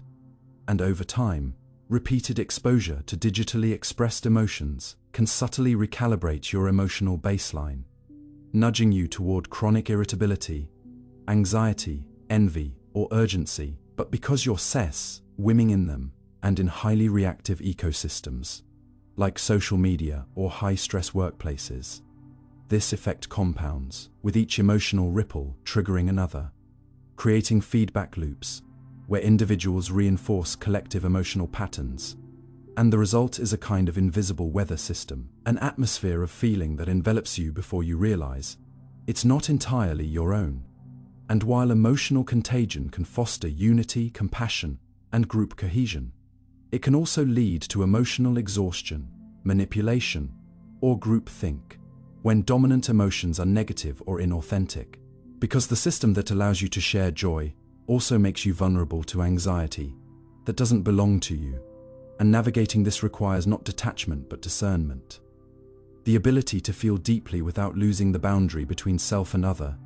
To ask in moments of heaviness or euphoria, is this truly mine, or am I carrying someone else's stand, orm? And this question becomes vital in personal relationships, where prolonged exposure to a partner's chronic emotional state can reshape your own, for better or worse. And in leadership roles, where a manager's unspoken stress can permeate a team, or in classrooms, where a teacher's enthusiasm or boredom spreads faster than any lesson, and even in parenting, where children's moods are shaped not just by instruction, but by the emotional tone of their caregivers, often internalized before they can name what they feel. And in all of these contexts, emotional contagion operates quietly but persistently, often more persuasive than logic or language, because emotions carry energy, and humans are finely tuned to energy, to tone, to rhythm, to micro expressions that the conscious mind might miss, but the nervous system registers and mirrors. And while you can't shut off this system, you are wired for connection. You can bring awareness to it, creating just enough space between the feeling and the feedback to ask whether the emotion you're experiencing aligns with your inner truth, or is simply a reflection of what surrounds you. And this awareness acts like a filter, not to block feeling, but to purify it, to ensure that your reactions are responses, not just reverberations. And in high-stakes environments, like crisis response or negotiation, emotionally intelligent individuals learn to hold their emotional center even while others around them spiral, not because they're cold, but because they've cultivated resilience against unchecked emotional contagion. And in more ordinary moments, at dinner tables, in group chats, on commutes, this same skill allows you to remain present without becoming porous, to absorb what serves connection and release what only serves chaos. And perhaps this is the most human paradox of all, that you are both independent and deeply interwoven. That your joy is yours but also ours. That your pain is personal but often shared. And emotional contagion reminds you that the emotional lives of others aren't just background noise. They are invitations, warnings, echoes, and sometimes calls for help. And your ability to respond with awareness, rather than automaticity, defines not only your well-being, but your contribution to the collective field of feeling we all share. Because in every room, every message, every conversation, you are both transmitter and receiver, both mirror and fire. And the more clearly you see this, the more intentionally you can shape the emotional climate around you. Not by faking positivity or suppressing truth, but by owning your energy, naming your state, and choosing presence over projection, clarity over contagion. And when you do, you don't just protect yourself, you create space for others to feel more freely, more honestly, and more safely in your company. And in a world where feelings fly fast and far, that kind of presence becomes a rare and radical form of strength. Mere exposure effect. There's something quietly powerful about familiarity. How a song you didn't like at first starts to feel comforting by the fifth time. How a face you barely noticed yesterday begins to feel trustworthy the more often you see it. How a product, an idea, a logo, or even a person can grow on you simply by existing in your periphery long enough to become a psychological fixture. And this phenomenon, subtle yet immensely influential, is known as the mere exposure effect, a deeply ingrained cognitive bias, where repeated exposure to something, regardless of its original impact, makes you more likely to develop a preference for it, not because it improves, evolves, or earns your affection through merit, but because your brain begins to favor what feels familiar over what feels new. And this effect operates beneath awareness, shaping your choices, attachments, and impressions without requiring your consent. Because at its core, the mere exposure effect is a mental shortcut, a survival mechanism from ancient times when things that appeared frequently in your environment were statistically safer than things that didn't, meaning your brain always scanning for threats, gradually learn to equate repetition with safety, and safety with preference. And in today's world, that ancient impulse hasn't vanished.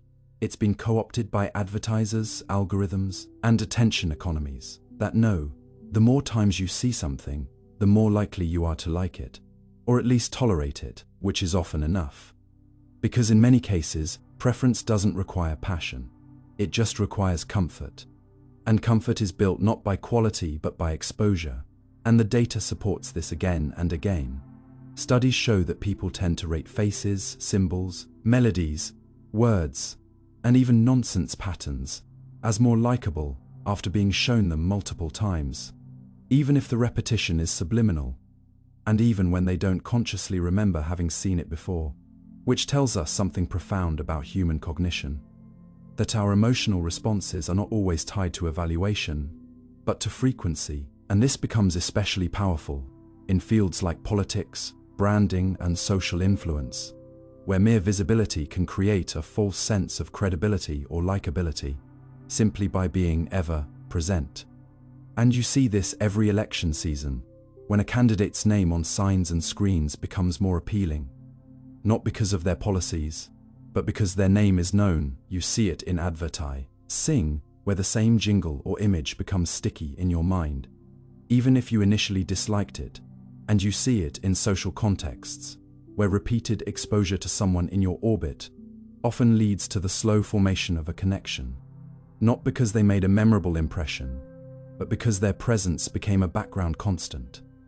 And the mind, craving stability in a chaotic world, starts to favor whatever consistently shows up, and this is where the mere exposure effect begins to shape, not just what you prefer, but what you trust, because trust often grows from familiarity, and when we trust what we're used to more than what's true, perception becomes malleable, and suddenly, repeated lies start to feel true, repeated faces start to feel friendly, repeated headlines begin to feel like consensus, and your cognitive defenses lower, not because of new arguments, but because of repeated presence. And that's the deceptive beauty of this effect. It doesn't need to persuade you with logic. It only needs to exist near you again and again, until its very persistence becomes its power. And in a digital world saturated with repetition, this bias becomes a foundational influence on your behavior, affecting what you click, follow, buy, believe, and even love, because love, too, can begin with mere exposure. Think of the stories where affection grows not from intensity, but from routine, from the quiet comfort of someone who's always been there, slowly becoming significant through accumulation, rather than revelation. And this isn't necessarily manipulative or bad. It's how humans naturally form bonds and habits.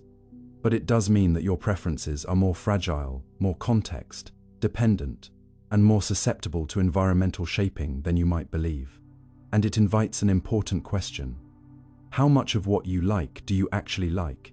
And how much of it have you simply seen enough times to stop questioning it?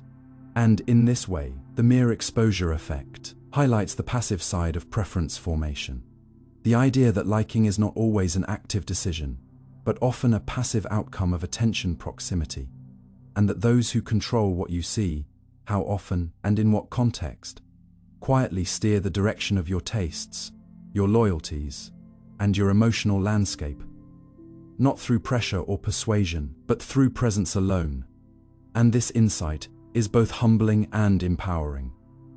Humbling because it reminds you that your mind is not a fortress, and empowering because awareness of this effect can reintroduce choice into spaces where you've been operating on autopilot, allowing you to pause and ask whether your growing fondness is rooted in resonance or repetition, whether your trust has been earned or merely constructed through exposure. And this matters not only in consumer choices or political opinions, but in relationships, art, content, and even self-image. Because what you expose yourself to consistently will begin to feel normal, and what feels normal begins to feel right. And so curating your mental environment, who you surround yourself with, becomes a kind of emotional hygiene, a conscious rebalancing of a system that would otherwise run silently in the background, reinforcing familiarity over authenticity, inertia, over introspection. And this is why, paradoxically, the most dangerous ideas are not the shocking ones, but the familiar ones that slip by unnoticed, dressed in repetition. And why sometimes the most valuable experiences are those that challenge you with unfamiliarity. Not because they are more correct, but because they force you to examine what you've accepted without question. And perhaps this is the true power of understanding the mere exposure effect, not to escape it, because you can't, but to work with it intentionally, to build routines that expose you to depth, diversity, truth, and beauty. Even when those things don't feel comfortable at first, knowing that your affection will follow your attention, and that over time your preferences can be restructured. Not by force, but by changing what surrounds you, what you allow in, and what you let echo in your awareness again and again, until the things that truly nourish you begin to feel familiar, and the things that once merely repeated begin to fade into silence. Peer pressure. You don't have to be told directly to feel the weight of it. Sometimes it's in the silence when everyone else agrees, and you don't. Sometimes it's in the glance when you hesitate while others move, and sometimes it's in the laughter that follows a comment you don't find funny but smile at anyway, because not smiling would make you the only one, and being the only one feels dangerous in a way that words can't explain, but your nervous system understands instantly, because deep beneath the surface of your independence is a powerful instinct to belong. And peer pressure is the invisible current that pulls on that instinct, redirecting your behavior not through force, but through the quiet but overwhelming gravity of social expectation. And it's important to understand that peer pressure isn't just a teenage phenomenon, or a cautionary tale about smoking in alleyways. It's a psychological force that shapes human behavior across age, culture, profession, and personality. A social reflex baked into your biology through thousands of years of evolution, in which survival often depended more on group cohesion than individual opinion. And in those ancient tribes, being the outlier could mean exile, and exile could mean death. So your brain evolved to treat social exclusion as a threat, lighting up the same neural circuits as physical pain when you feel rejected, ignored, or left out. And because of that, you don't just desire social approval, you need it, often more than you need to be right. And this sets the stage for a deep and often unconscious susceptibility to peer pressure, which can take many forms, from the overt, "you should do this," to the subtle, "everyone's already doing it," to the internalized, "they'll think I'm weird if I don't." And what makes peer pressure particularly complex is that it often masquerades as your own voice, whispering in the language of fitting in, not standing out, and keeping the peace, so that even when you go along with something you're unsure about, it doesn't feel like giving in. It feels like being socially wise. And that's the trick, because peer pressure isn't usually a dramatic confrontation, it's 1,000 micro moments where compliance seems easier than conflict, where agreement feels safer than truth, where being liked feels more urgent than being real. And this happens everywhere. In schools where fashion becomes uniform without a dress code, in boardrooms where no one questions the plan because everyone's nodding, in friend groups where jokes cross lines but no one speaks up, in online spaces where opinions spread virally and dissent is met with silence or ridicule. And over time, this social shaping creates a kind of invisible boundary around what's acceptable. And stepping outside that boundary feels not just different, but dangerous. Not because it is, but because it triggers the fear of being cast out. And that fear runs deep. It's not just emotional. It's physiological, releasing cortisol, raising heart rate, creating a sense of threat that's hard to trace, but impossible to ignore. And this is why even confident, intelligent people can find themselves acting out of alignment with their values.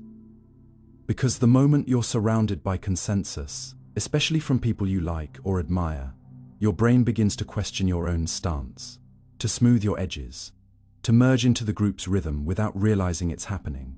And this is peer pressure, not as a single event, but as an ongoing force, shaping the culture of spaces, communities, and systems, often without anyone needing to say a word. And sometimes it's harmless, even helpful. encouraging you to take healthy risks, to grow, to reach. But other times, it leads to silence when there should be protest, to agreement when there should be questioning, to conformity when there should be courage. And the most insidious aspect is that the pressure often doesn't come from external threat, but from the desire to protect relationships, to avoid awkwardness, to maintain harmony. And that desire, though understandable, can lead to decisions that leave you feeling disconnected from yourself, like laughing at something that made you uncomfortable, or agreeing to plans that exhaust you, or hiding parts of your identity because they don't match the group's vibe. And the result is a subtle erosion, not of who you are, but of your sense of agency, your clarity, your ability to hear your own voice beneath the noise of collective expectation. And this is why resisting peer pressure doesn't always look like rebellion. It often looks like small acts of self-honoring, like saying, "I don't think that's funny," or "I'd rather not," or "Here's what I really believe." And these moments are difficult, not because the words are hard, but because they risk social discomfort. The soft punishments of being left out, talked about, or simply misunderstood. And yet, every time you speak from that place of truth, you expand the emotional space in the room.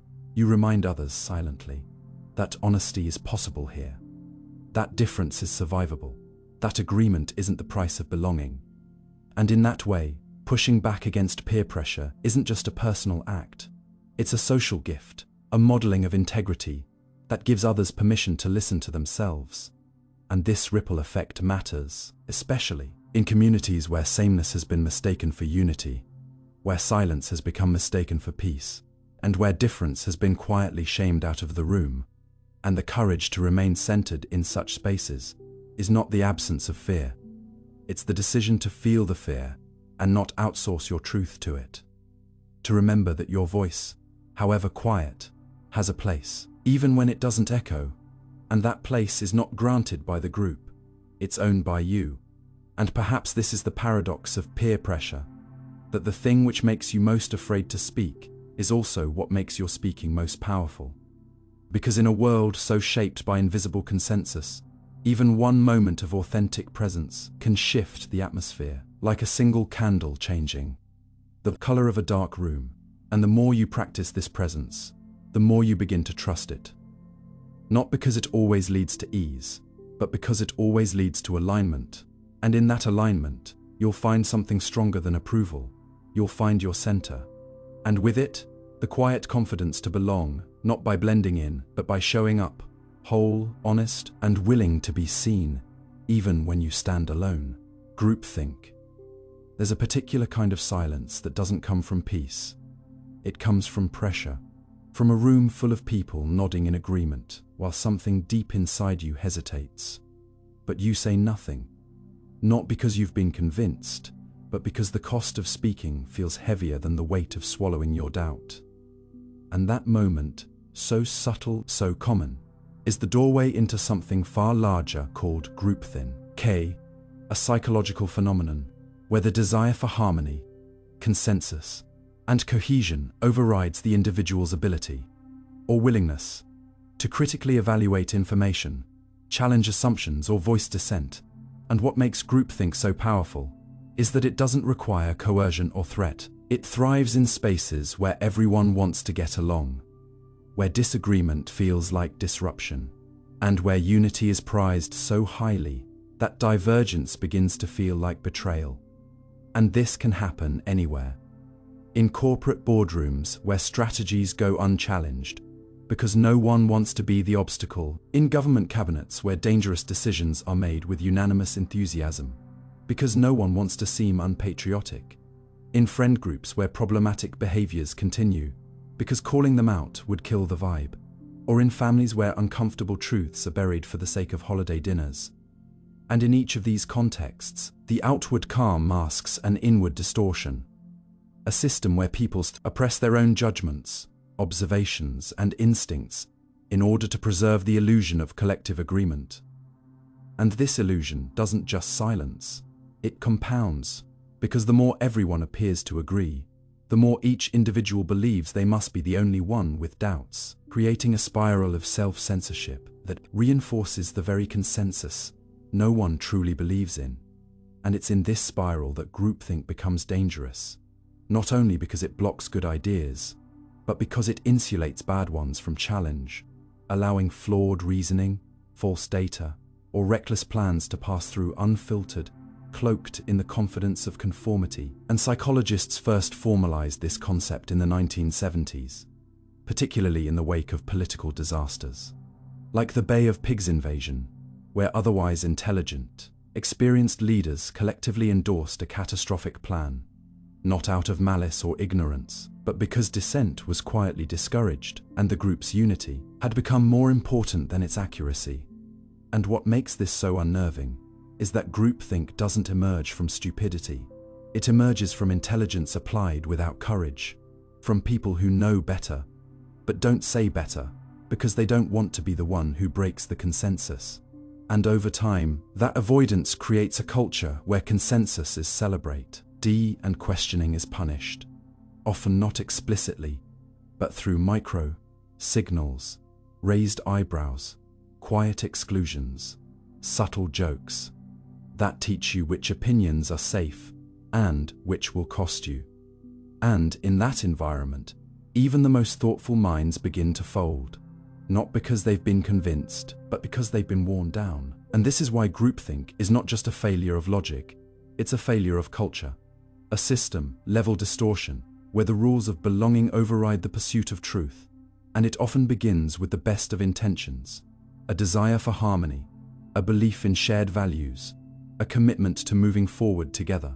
But when that harmony becomes enforced rather than earned, when the appearance of agreement is valued more than the reality of understanding, groupthink sets in like fog, softening the outlines of thought, making clarity seem like conflict, and slowly erasing the individual voice in favor of the group's momentum. And this erosion of dissent doesn't just block critical thinking, it creates blind spots, often massive ones, where no one asks the obvious question, no one checks the data, no one points out the flaw, not because they can't, but because it's become emotionally or socially dangerous to do so. And the irony is that most people in these systems are silently aware of what's happening. They feel the pressure, the discomfort, the instinct to speak, followed by the reflex to stay quiet. And they wait for someone else to break the pattern, not realizing that everyone else is waiting too. And in that collective hesitation, poor decisions are made, harmful behaviors go unchallenged, and entire groups drift off course under the illusion of unified direction. And so the question becomes, how do you break out of groupthink when the group itself seems unaware it's trapped? And the answer begins with small acts of honest presence. Asking a question no one else is asking, voicing an uncertainty, offering a different perspective not to challenge, but to clarify, not to oppose, but to expand. Because the first person who speaks from outside the group's emotional gravity often gives silent dissenters permission to follow, revealing that the consensus was never as solid as it appeared. And this is why real leadership is not about directing agreement.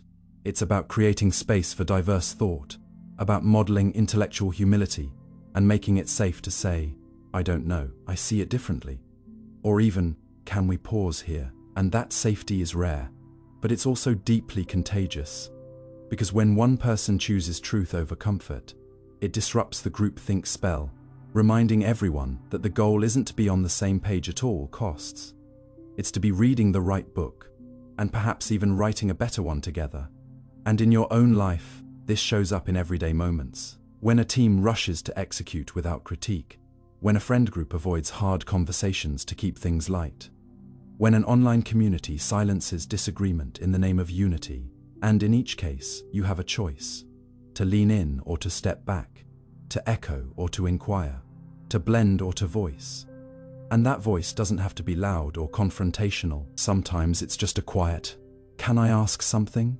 Or "Have we considered another angle?" And those moments matter more than you think, because groupthink doesn't need everyone to agree. It only needs enough people to stay silent. And the moment someone speaks, the spell begins to weaken, and what felt like unshakable consensus starts to loosen into curiosity, into dialogue, into something more real. And ultimately, that's what breaks the grip of groupthink. Not better ideas alone, but the courage to express them, the humility to hear them, and the culture to hold them with care, so that unity is built not on sameness, but on shared willingness to think, to feel, and to speak, even when it's uncomfortable. The illusion of choice. You walk into a store, or open a website, or scroll through a menu, and you feel it. That strange mix of power and paralysis that comes from being surrounded by choices, rows and rows of options, all promising freedom, individuality, satisfaction. And you believe that every click, every selection, every decision you make is a reflection of your personal will, your unique taste, your independent mind. But beneath that surface confidence lies a subtle deception, known as the illusion of choice, a psychological and structural phenomenon, where you are led to believe you are freely choosing among many possibilities, when in fact the choices have been pre-curated, pre-framed, and often predetermined by systems, designs, and narratives that shape not only what you pick but what you're even able to imagine picking. And this illusion is so effective because it doesn't take away your agency. It gives you the sensation of agency, the comforting belief that you are the author of your path, even when the path was laid out for you long before you arrived. And at its core, the illusion of choice plays on a deep human desire, the need to feel in control, to see our lives as the result of our own decisions, rather than the influence of invisible forces. But in reality, many of the decisions you make are subtly steered by framing, defaults, availability, design, timing, and social context. And this happens in every corner of life, from consumer behavior and political systems to career, trajectories, and even relationships. And what makes it even more complex is that the more options you're given, the more convinced you are that you're in control, because quantity feels like freedom, even when the range of options is narrow, repetitive, or carefully filtered to align with someone else's agenda. And psychologists have studied this extensively, showing that when people are presented with a choice between items that differ only in superficial ways, like brand labels, packaging colors, or order of appearance, they tend to make decisions based not on deep evaluation, but on the architecture of how those options were presented, a phenomenon exploited in everything from pricing tiers to political ballots. And one of the most striking demonstrations of this comes from marketing strategies, where decoy options are used to manipulate preference, like introducing a third, less attractive product purely to make another seem more appealing, and consumers, believing they've made a rational choice, walk away unaware that their decision was influenced by a phantom option never meant to be chosen. And this manipulation extends to online platforms, where algorithms determine what you see, what's trending, what's recommended, and what's buried, effectively shaping your mental environment by deciding which options are visible, and when, and for how long. So even though you might feel like you're making autonomous decisions about what to watch, buy, read, or believe, your pool of possibilities is already narrowed, and your attention is funneled toward outcomes that benefit someone, just not always you. And in politics, the illusion takes the form of controlled opposition and binary choices, where voters are offered two seemingly distinct paths that both ultimately serve similar interests, giving the impression of choice while keeping structural power unchallenged. And in workplaces, it appears in the guise of career ladders and performance evaluations, where you may feel like you're rising on your own terms, while actually operating within a tightly regulated system of predefined expectations. And in everyday relationships, it can show up in how we're conditioned to view love, success, family, and identity, with cultural scripts present in a range of socially acceptable choices that mask the underlying pressure to conform to norms. And the danger of all this isn't that choice itself is bad. It's that manufactured choice, when mistaken for real autonomy, leads to complacency.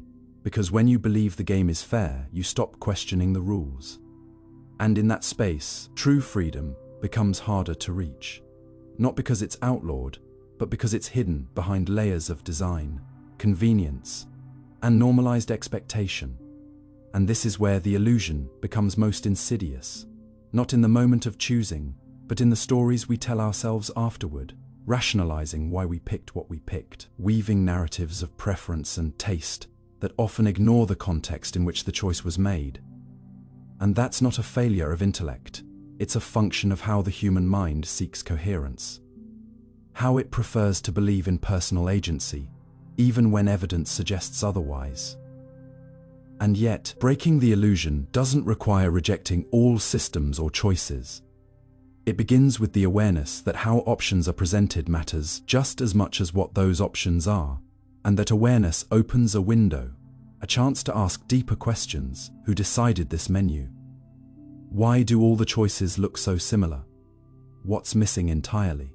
What am I not being shown? And in asking those questions, you begin to see the scaffolding behind the curtain, the structure beneath the surface. And that vision, though sometimes unsettling, is profoundly liberating, because once you recognize the illusion, you can start to create space for real choice.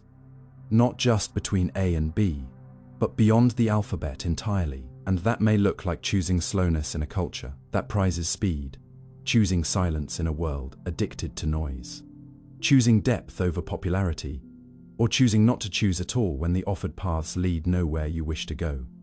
And in those acts, however small, you reclaim something vital, the right to author your own criteria for decision, to define your values before you define your options, and to reshape the frame, rather than simply operate within it.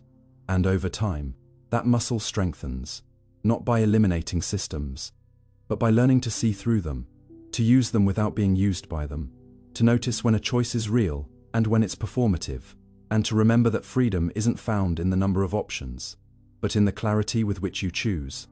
And in that clarity with which you choose, and in that clarity, you begin to live less reactively and more intentionally, less by default and more by design, not someone else's, but your own.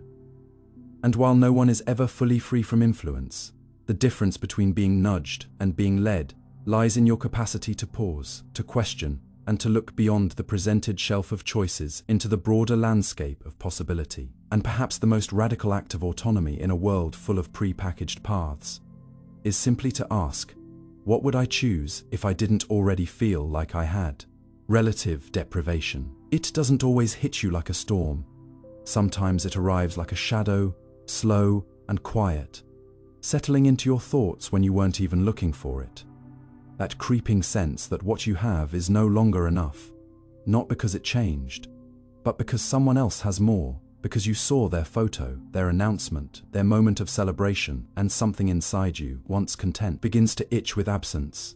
And this feeling, so human, so quietly corrosive, is at the core of what psychologists call relative deprivation, the emotional state where your sense of lack, injustice, or dissatisfaction is not based on your objective situation, but on your comparison to others, where fulfillment fades, not because your circumstance is worsened, but because you perceive others doing better, having more, living larger, and in that gap between your life and theirs, real or imagined, grows a tension that distorts your sense of fairness, value, and self-worth. And what makes relative deprivation so psychologically potent is that it bypasses logic. It doesn't care if you're objectively well off, if your needs are met, if you were content 5 minutes ago. Once comparison is activated, your baseline shifts, your mind recalibrates, and what once felt like abundance begins to feel like insufficiency, like being behind, like missing out on something you didn't even know you wanted, until you saw someone else enjoy it first. And this bias is not about envy alone. It's a complex mix, of perceived injustice, status anxiety, and emotional disorientation, rooted in your brain's ancient need to monitor your social standing within the tribe. Because in early human societies, relative access to resources, protection, and influence often determined survival, and so evolution gave us a finely tuned radar for spotting who's doing better and how that affects our place in the group. But in modern society, where exposure to others' curated lives is constant and global, that radar becomes hyperactive, registering difference not just within your immediate circle, but with celebrities, influencers, peers across the world whose snapshots of joy and success arrive without context, without struggle, and without nuance, leaving you to compare your behind the scenes to their highlight reel, and over time, this leads to chronic dissatisfaction. Not because your life is lacking, but because your internal ruler is warped by illusions of how others live. And studies show that people's reported happiness often decreases not in direct correlation with their income or well-being, but in relation to their perceived position within their reference group. Meaning, you could receive a raise and still feel worse if your colleagues received more, or you could live in a comfortable home but feel deprived if surrounded by neighbors with larger ones. And this relative perspective drives much of human discontent, creating invisible ceilings and flaws in our emotional lives that adjust not to what we have, but to what we believe others have. And this isn't merely psychological. It has social consequences, fueling resentment, division, and even aggression, as seen in countless case studies where unrest and conflict emerge not from poverty itself, but from the perception of inequality, from the belief that one's group is being unfairly treated or left behind. And in this way, relative deprivation becomes not just a personal feeling, but a collective force, shaping political movements, economic decisions, and cultural narratives. And yet, on an individual level, it often goes unnoticed, misidentified as laziness, jealousy, or failure, when in truth, it's the result of being constantly reminded by algorithms, advertisements, and conversations that someone else is ahead. And when that reminder is repeated enough, it erodes your capacity for gratitude, for presence, for seeing your own life as whole. And the irony is that the person you're comparing yourself to is often caught in the same trap, looking up at someone else, feeling a similar lack, which means the ladder of comparison has no top, only rungs of quiet dissatisfaction, dressed up as aspiration. And breaking free from this loop doesn't require rejecting ambition or pretending inequality doesn't exist.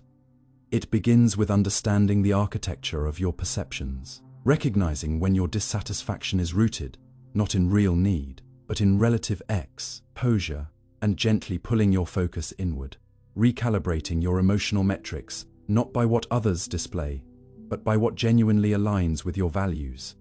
And this kind of realignment takes practice, because the brain, like a compass drawn to social direction, will keep turning outward unless you train it otherwise. Unless you pause in those moments of quiet discontent and ask, did something actually change? Or did I just shift my reference point again? And that question, though simple, can unhook you from cycles of unnecessary lack, allowing you to see your life not through the lens of what it lacks compared to others, but through the lens of what it holds in and of itself. And perhaps the deeper truth of relative deprivation is not just that we compare, it's that we forget. We're comparing, that we confuse perception with reality, that we mistake someone else's moment for the whole story.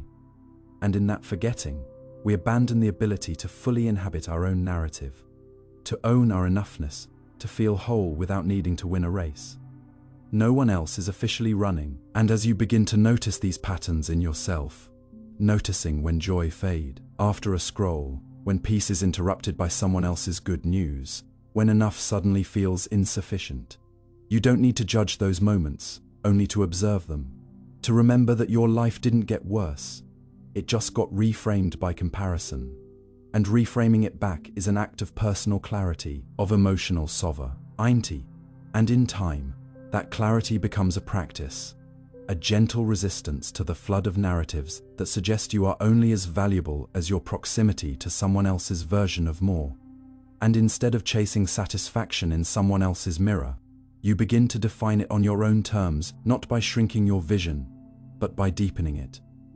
By seeing that real richness isn't comparative, it's connective, found in the moments you're fully alive in your own experience, no longer measuring your worth against an ever-shifting scale, but living inside a truth that doesn't need validation through competition to feel real.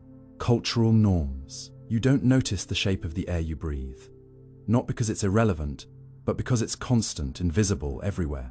Just like culture, just like norms, just like the silent expectations that trace the edges of your thoughts before you ever speak them aloud, shaping not what you can say, but what you believe you should say, dictating not just your actions, but the range of what even feels like a valid choice. And in this way, cultural norms are less like rules, and more like gravity, unseen, unspoken, yet profoundly real, subtly bending behavior, language, emotion, and identity toward what a society deems acceptable, familiar, or good.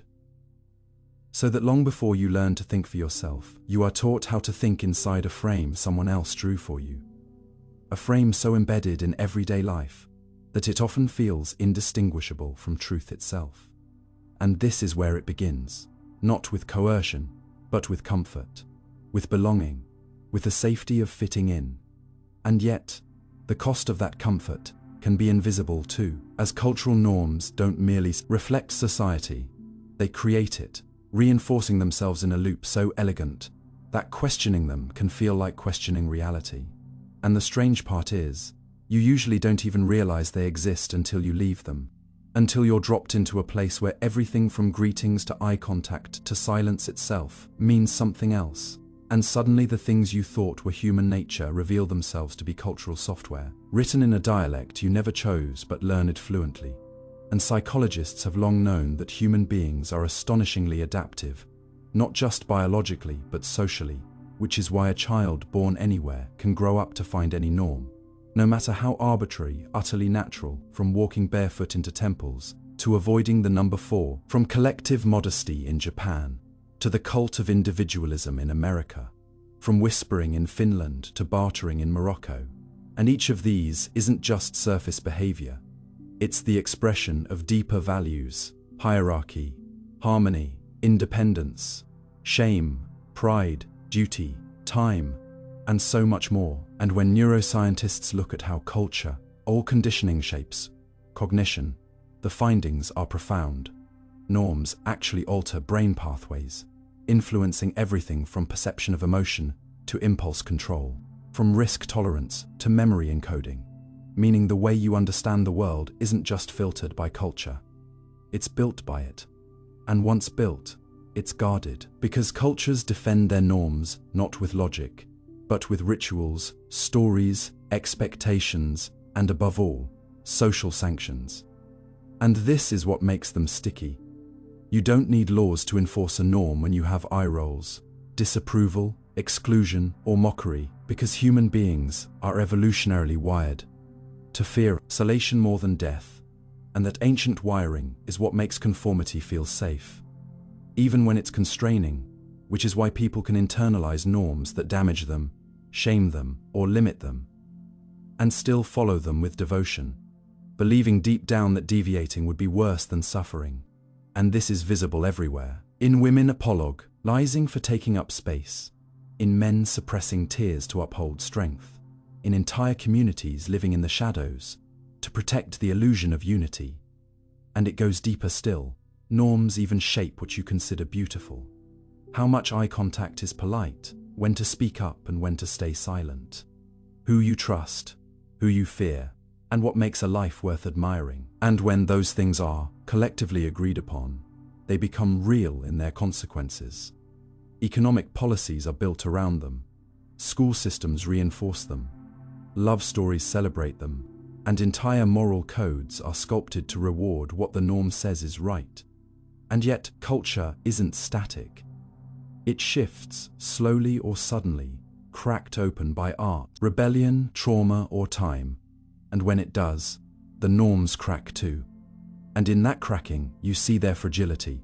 The way things once assumed to be permanent dissolve almost overnight. Consider how norms around gender, race, marriage, work, and status have evolved in just the last century. And you'll begin to sense that what feels like nature is often just history repeating itself with better marketing. And this is both terrifying and liberating, because if norms can be changed, they can also be questioned, redesigned, reimagined, not easily, not quickly, but inevitably. And that process begins with awareness.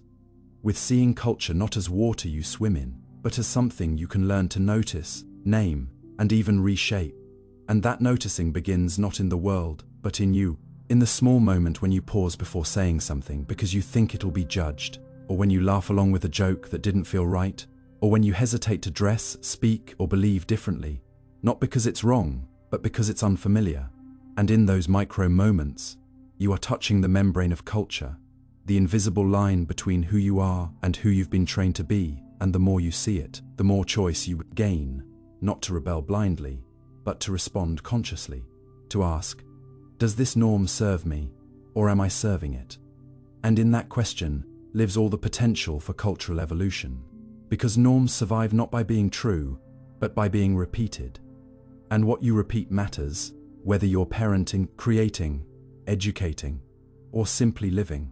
And so much of growth, real, grounded, uncomfortable growth, comes not from adding new knowledge, but from unlearning what was normalized without your consent. And unlearning is hard, because norms often arrive disguised as morality, as common sense, as identity itself, and pulling them apart can feel like pulling apart your own reflection.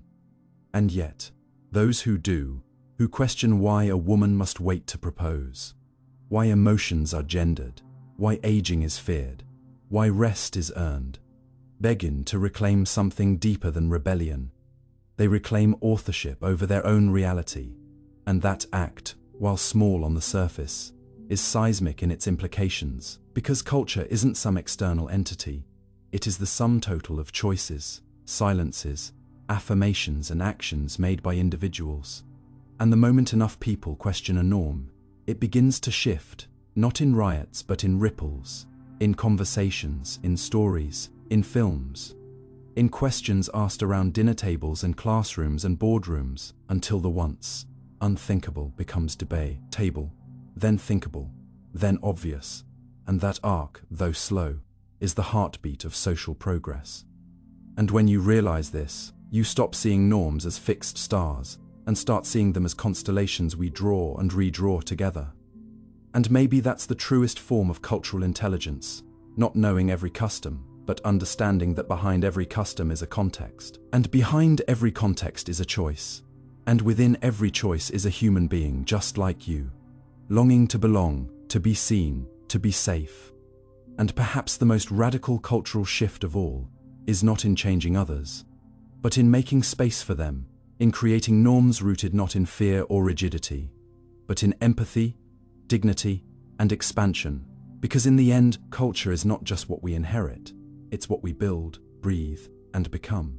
And with every word you speak, with every expectation you challenge or uphold, you are participating in that ongoing construction, leaving behind not just footprints, but blueprints for what it means to be human.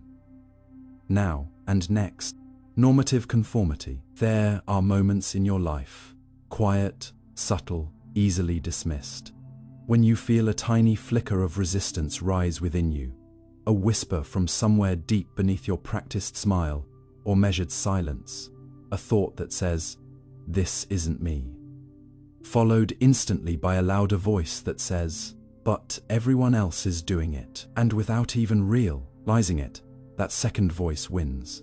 And that victory, repeated across a lifetime, is the ghost architecture of something far more powerful than laws, rules, or logic.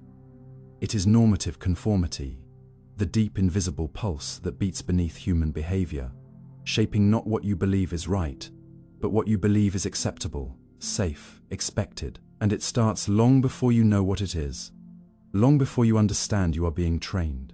When as a child you look to the group, to the classroom, to the dinner table, scanning for cues not about the world, but about your place in it, learning to laugh when others laugh, to sit when others sit, to hide curiosity when it might draw judgment. And this adaptive instinct, this primal need to be included, is not a flaw, it's survival. Because in evolutionary terms, to be cast out was to be vulnerable. And so your nervous system was wired not only to seek shelter and food, but to mirror, align, and conform. And while this once protected the tribe, it now shapes the boardroom, the classroom, the dinner table, the comment section, the election booth.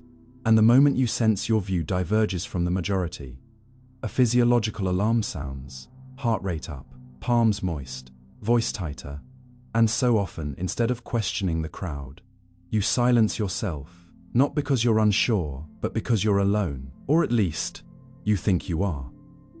And this is the tragedy of normative conformity. It convinces millions that their private doubts are isolated, that their inner friction is strange, when in truth, many others are thinking the same thing, but waiting for someone else to speak first. And this creates what psychologists call pluralistic ignorance, a haunting phenomenon where people privately disagree with a norm but publicly support it, believing wrongly that everyone else agrees. And so the illusion holds unchallenged, because no one wants to be the first to raise their hand, to break the script, to face the cost of dissent. And it's not just in social circles or schoolyards, but in global history. Think of regimes, cults, corporate disasters, even genocides.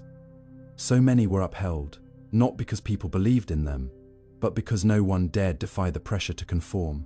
And yet normative conformity isn't always loud. It doesn't always wear a uniform or shout slogans. It can be as subtle as ordering what everyone else ordered, as silent as not correcting a false statement in a group, as seemingly benign as joining a round of laughter you don't find funny. And the science behind it is both fascinating and unsettling. Classic experiments like Solomon Asch's line studies showed how individuals knowingly gave wrong answers just to align with a unanimous group. Not because they thought the group was right, but because they feared being the only one to disagree. And functional brain scans reveal that this fear is more than emotional. It's neurological, with disagreement lighting up conflict and pain centers in the brain, suggesting that going against the group can feel, on a cellular level, like a threat to your well-being. And so people conform not because they are weak, but because their biology is wired for cohesion, and society, knowingly or not, exploits that wiring constantly, from fashion trends to political rallies, from school curriculums to workplace culture, from online outrage cycles to religious orthodoxy. You are rewarded for alignment, praised for unity, validated for echoing, and punished, socially, emotionally, economically, for standing apart, for questioning the shared script. And this reward-punishment loop becomes its own morality, not one based on truth, but on agreement, not on justice, but on consistency. And yet the deepest paradox is this: while conformity keeps communities stable, it also stagnates evolution, because every breakthrough, every progress, every ethical shift has begun not with the crowd, but with someone brave enough to break from it. And this raises a haunting question. How many revolutions have died in the silence of conformity? How many truths were swallowed to avoid discomfort? How many people never became themselves because they were too busy becoming everyone else? And the answer lies not in distant history, but in your own life. In those little moments when you edited yourself mid-sentence, when you changed your opinion after seeing how others reacted, when you laughed with a group and then went home feeling hollow, wondering why it didn't feel like you. And in those cracks, those micro-fractures of self-abandonment, normative conformity does its quietest damage, not by silencing your voice, but by convincing you to silence it yourself, until one day you look in the mirror and realize you've become fluent in the language of others, but have forgotten your native tongue. And reclaiming that language, your inner compass, your quiet truth, is the slow work of noticing, of pausing before you mimic, of asking, if no one were watching, what would I say, wear, think, do, believe? And that question, asked often enough, becomes a kind of liberation, not from society, but from the invisible prison of its expectations. And yet liberation comes with loneliness, with risk, because going first means being alone, at least for a while. And this is what makes conformity so enduring. It thrives on delay, on waiting until it's safe. But someone has to go first. Someone has to say, I don't agree. I don't want this. This isn't true for me. And in doing so, they create a crack in the illusion, through which others, waiting silently, find their courage. And this is how norms shift. Not through confrontation, but through honesty, not by attacking the group, but by revealing that the group isn't as unified as it seems. And perhaps the most powerful tool against blind conformity is not rebellion, but transparency. Speaking your truth not as a weapon, but as an invitation saying, "This is what I see, even if it's different." And letting others do the same, because every time you choose authenticity over acceptance, you become a beacon. Not always popular, not always understood, but deeply needed. Because in a world where so many are looking to the group for guidance, sometimes the most radical act is to look inward and say, "This is mine." And when you do, you don't just break the spell of normative conformity. You rewrite what's possible for the group itself, not by opposing it, but by reminding it what it forgot, that every collective is made of individuals, and every change begins with one of them, choosing not to pretend. The Chameleon Effect.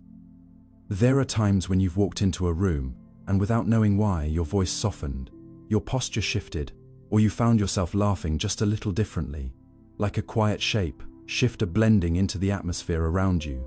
And perhaps you didn't notice it then because it felt natural, instinctive, even polite, but what you were doing was more than courtesy or social grace. It was mimicry, subtle and automatic. The silent language of the chameleon effect, a psychological phenomenon so deeply woven into human interaction that it begins without consent and operates beneath your awareness, adapting your expressions, gestures, tone, or energy to match the emotional frequency of those around you, not by calculation, but by design. Because you are biologically wired not just to connect but to mirror, and this mirroring serves as social glue, creating the illusion of harmony, the rhythm of belonging, and in evolutionary terms, it once helped you survive, when tribal cohesion meant protection, when being in sync meant being accepted.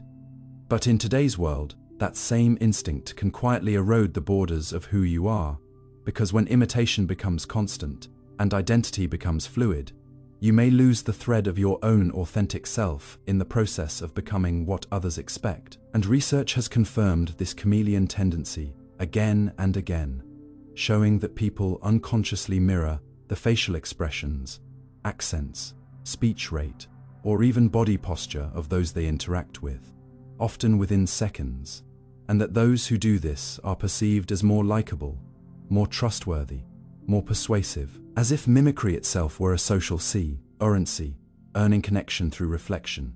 And yet, like all currencies, it comes with a price. When used without awareness, it can blur the lines between sincerity and performance, between connection and manipulation, especially when wielded in high-stakes environments like job interviews, sales, or politics, where strategic mirroring can be mistaken for genuine rapport, and what begins as empathy can evolve into a tool of influence, even coercion. But the chameleon effect isn't just about gestures or posture, it's about emotional contagion too, where moods and attitudes spread like invisible ripples between people, shaping group dynamics and emotional climates. And if you've ever felt inexplicably lighter after spending time with a joyful friend, or heavier after sitting with someone anxious, you've experienced it firsthand. Because humans are emotional mirrors as much as behavioral ones, tuned into each other's micro signals, constantly adjusting, matching, absorbing, and this can be beautiful. A form of shared humanity that allows us to feel seen, to feel safe. But it can also be dangerous, especially when the emotions we mirror are rooted in groupthink, prejudice, panic, or aggression. And slowly, without realizing it, we become not only like the people we spend time with, but like the mood that surrounds them. And this raises deeper questions. How much of who you are is yours, and how much is borrowed? How many of your opinions, habits, even your dreams are reflections of those around you, absorbed through repeated exposure and mirrored behavior? And can you ever fully know yourself if parts of you are constantly recalibrating to fit in? This isn't to say that mimicry is inherently wrong. On the contrary, it can foster compassion, dissolve barriers, bridge cultural divides. But it must be conscious, chosen, not automatic. Because automatic imitation without reflection turns the self into a hall of mirrors, where each wall shows someone else's face. And you, the real you, fade into the background. And this is especially true in the digital age, where influence operates in seconds, where trends and tones are mimicked, not just in conversation, but across platforms. As people begin to speak in memes, posture in filters, echo the voices of influencers, their individuality melting into aesthetic templates and algorithmic resonance, until even rebellion becomes predictable, curated, branded, and the chameleon no longer knows what color it once was. And the only way to resist this silent dissolving of self is to return, repeatedly, to the question, who am I when no one is watching? How do I move, speak, feel, when I am not absorbing the environment but generating it? Because to reclaim the self from mimicry is to step away from reflex and into awareness, not rejecting connection, but choosing authenticity within it.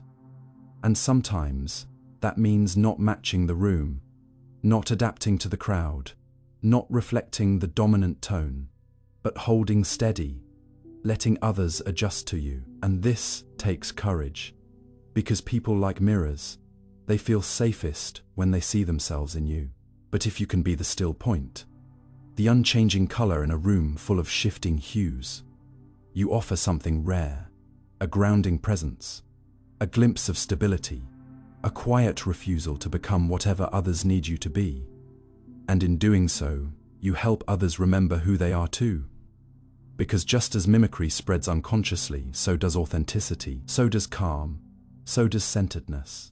And perhaps the greatest gift you can give in a world of chameleons is not to match but to be, fully, unwaveringly, and unapologetically you. And yet, this isn't easy, because sometimes the urge to blend is not about deception, but safety. Sometimes, shifting your tone, adjusting your expression, or softening your presence is a way to avoid conflict, to preserve peace, to protect fragile connections. And in small doses, that's okay. Adaptability is not inherently inauthentic. It becomes problematic only when you forget where the adaptation ends and where you begin. Think of how water takes the shape of its container. Mimicry lets you fit in, but it also risks making you invisible if you never return to your own shape. And in a world saturated with signals, verbal, visual, digital, you are surrounded by constant prompts telling you how to act, how to speak, how to frame your thoughts in ways that garner approval. Even your silences are shaped. Your pauses are trained. And in this conditioning, a subtle erosion of self begins. Not loud, not violent, but steady. You scroll through a feed and find yourself adopting the tone of what you've just read. You enter a conversation and adjust your opinions. Mid-sentence to sound agreeable. You post a thought and wait. Do they like it? Do they echo it back? Over time, this echo becomes your compass. But that compass doesn't point north, it spins. And when you follow it for too long, you forget what direction was yours to begin with. That's the shadow side of the chameleon effect. Not that it changes you temporarily, but that it changes you subtly, habitually, and then permanently, until you're not sure what parts were ever yours. But there's hope in this awareness, because awareness interrupts the automatic. It invites you to pause, to catch yourself mid-blend, to notice the moment your voice changes and ask, is this mine? To reflect on the masks you wear, not with shame, but with curiosity, because some masks you inherited, but all of them, when held gently in your hands, can teach you something about what you long for: safety, approval, belonging, love. These are not weak desires. They are human ones. The goal is not to erase them, but to navigate them wisely, to mirror when it's true, to match when it's kind, to know when to say yes and when to remain still. And sometimes, in the stillness, you'll rediscover your voice. The one that doesn't rise and fall with the room, the one that isn't tuned to approval, but to meaning, the voice that doesn't echo, but resonates. And when you speak from that place, not loudly, not defiantly, but steadily, You invite something profound, the chance for real connection. Because people may like mirrors, but they trust anchors. They're drawn to something real, not reactive, but rooted. And you can be that presence, not by hardening, but by becoming honest, by knowing what parts of you are mirrors and what parts are windows. So the next time you enter a room and feel yourself shift, take a breath, notice the urge, welcome the awareness, and then choose. Choose whether to blend or to remain, not out of reflex, but intention, not to please, but to align. Because there is power in being aware of your adaptability, but there is even greater power in being able to turn it off, to remain colored by your own palette, even in a spectrum of others. And when you do that, when you remain true, not because it's easier, but because it's clearer, you don't just resist the chameleon effect, you transcend it. You become not just a reflection, but a reminder, a soft light that says, this is who I am. You can be you too. Loss aversion framing. You don't notice it at first. Not because it's hidden, but because it feels natural, like the way your body flinches before you fall, or how your heart races when you hear bad news before fully understanding it. This silent tug of dread, this internal recoil, is the foundation of one of the most powerful psychological principles that shape human behavior: loss aversion framing, a cognitive bias so deeply rooted in your wiring that it can shift your decisions, alter your perceptions, and silently steer your life not toward what you want, but away from what you fear losing. Because somewhere in the architecture of your mind, losing something you already have registers as twice as painful as the joy of gaining something new. And this imbalance, this asymmetry of emotion, isn't just a quirk of logic. It's a survival mechanism inherited from ancestors who couldn't afford to gamble with uncertainty, whose very lives depended on avoiding danger more than seeking delight.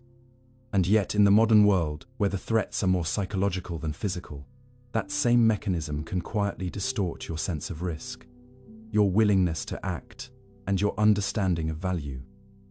And so, when you hear that you might lose $50 if you don't act today, your brain reacts far more intensely than if you were told you could gain $50 by doing the same thing, even though the outcomes are mathematically identical. And this is the power of framing. How information is presented can change what that information means to you. And in the hands of advertisers, policymakers, news outlets, and even loved ones, that frame becomes a tool, a lens, a subtle manipulator that doesn't change reality, but changes how you respond to it. Because you don't see the world as it is. You see it as it is framed. And when loss is in the frame, your priorities shift, your decisions become conservative, and you're more likely to cling to what you have, even if what you have is no longer serving you.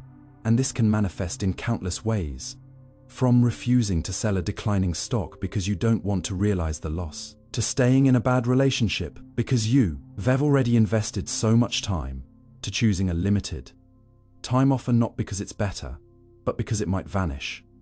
And what's striking is not just how widespread this effect is, but how unconscious, how automatic, because most of the time you're not choosing based on logic, but on the emotional gravity that pulls you away from loss. And this can be exploited, intentionally or not, by any message that frames options around what you'll miss out on, what might slip through your fingers, what will be gone if you don't act now. And this scarcity-driven narrative floods marketing campaigns, political slogans, even personal conversations. Don't lose your chance before it's too late. Last call. Only a few left. Each phrase calibrated to bypass rational cost, benefit analysis, and tap directly into your loss-averse circuitry, creating urgency not from truth, but from fear. And that fear becomes a filter through which you interpret opportunity. And slowly, without noticing, you become more responsive to threats than to dreams, more driven by preservation than by potential, more reactive than proactive. And this has profound consequences not just for individual choices, but for culture, for economics, for the trajectory of societies. Because when entire populations are loss-averse, they vote for safety. They resist change. They avoid risk even when that risk could lead to progress. And the irony is, in trying so hard not to lose, you often end up losing more opportunities, time, growth, evolution. And so the question becomes, how do you escape the frame? How do you reclaim agency when your mind is preloaded with emotional weights that tip the scale before you even begin? The first step is awareness. To recognize that the way a choice is presented is not neutral, that every decision you face is already dressed in language that leans you one way or another. And just pausing to ask, would I feel differently if this were framed around gain instead of loss, can unhook you from the manipulation and anchor you in clarity. And this reframing doesn't mean denying risk or pretending loss doesn't matter. It means reclaiming your ability to assess it on your own terms. Because some losses are real and some warnings are justified. But many are crafted illusions designed to push your buttons, to move you toward action, not through logic but through fear. And once you know this, you can begin to ask better questions. Not, what am I afraid to lose? But, what could I gain by not acting out of fear? And that shift alone can be liberating, like stepping out of a dimly lit hallway into open air. Because you start to see how often your decisions were not really yours. They were nudged, framed, skewed by how the story was told. And when you take that narrative back, when you learn to rewrite the frame, you become harder to manipulate, more conscious, more intentional, and perhaps most importantly, more free. Because freedom isn't just the absence of external control. It's the presence of internal clarity, the ability to feel fear and not obey it blindly, the strength to weigh loss and still choose growth, the courage to pursue uncertain joy over certain stagnation. And in that space between loss and gain, fear and hope, lies your power, not to avoid loss forever, but to live a life that isn't dictated by it. And yet, it's not easy because loss aversion doesn't show up waving a flag. It shows up in hesitation, in second guessing, in the quiet discomfort that tells you to stay put. It shows up in job offers you don't take, creative projects you abandon, love you don't express, all because the possibility of rejection, failure, or disappointment looms heavier than the promise of something better. You delay because delay feels safer than regret. You settle because staying where you are feels more predictable than leaping into the unknown. And the longer you stay frozen, the more your brain confirms its bias. See, nothing bad happened. Staying was smart. But what it doesn't show you is what you missed. What joy didn't happen. What idea went unborn. What life you didn't live. Because unlike physical pain, psychological losses don't bleed.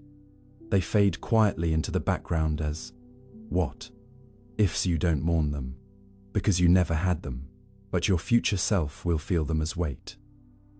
As stagnation, as a life not fully chosen. To shift this pattern, you don't need to eliminate fear.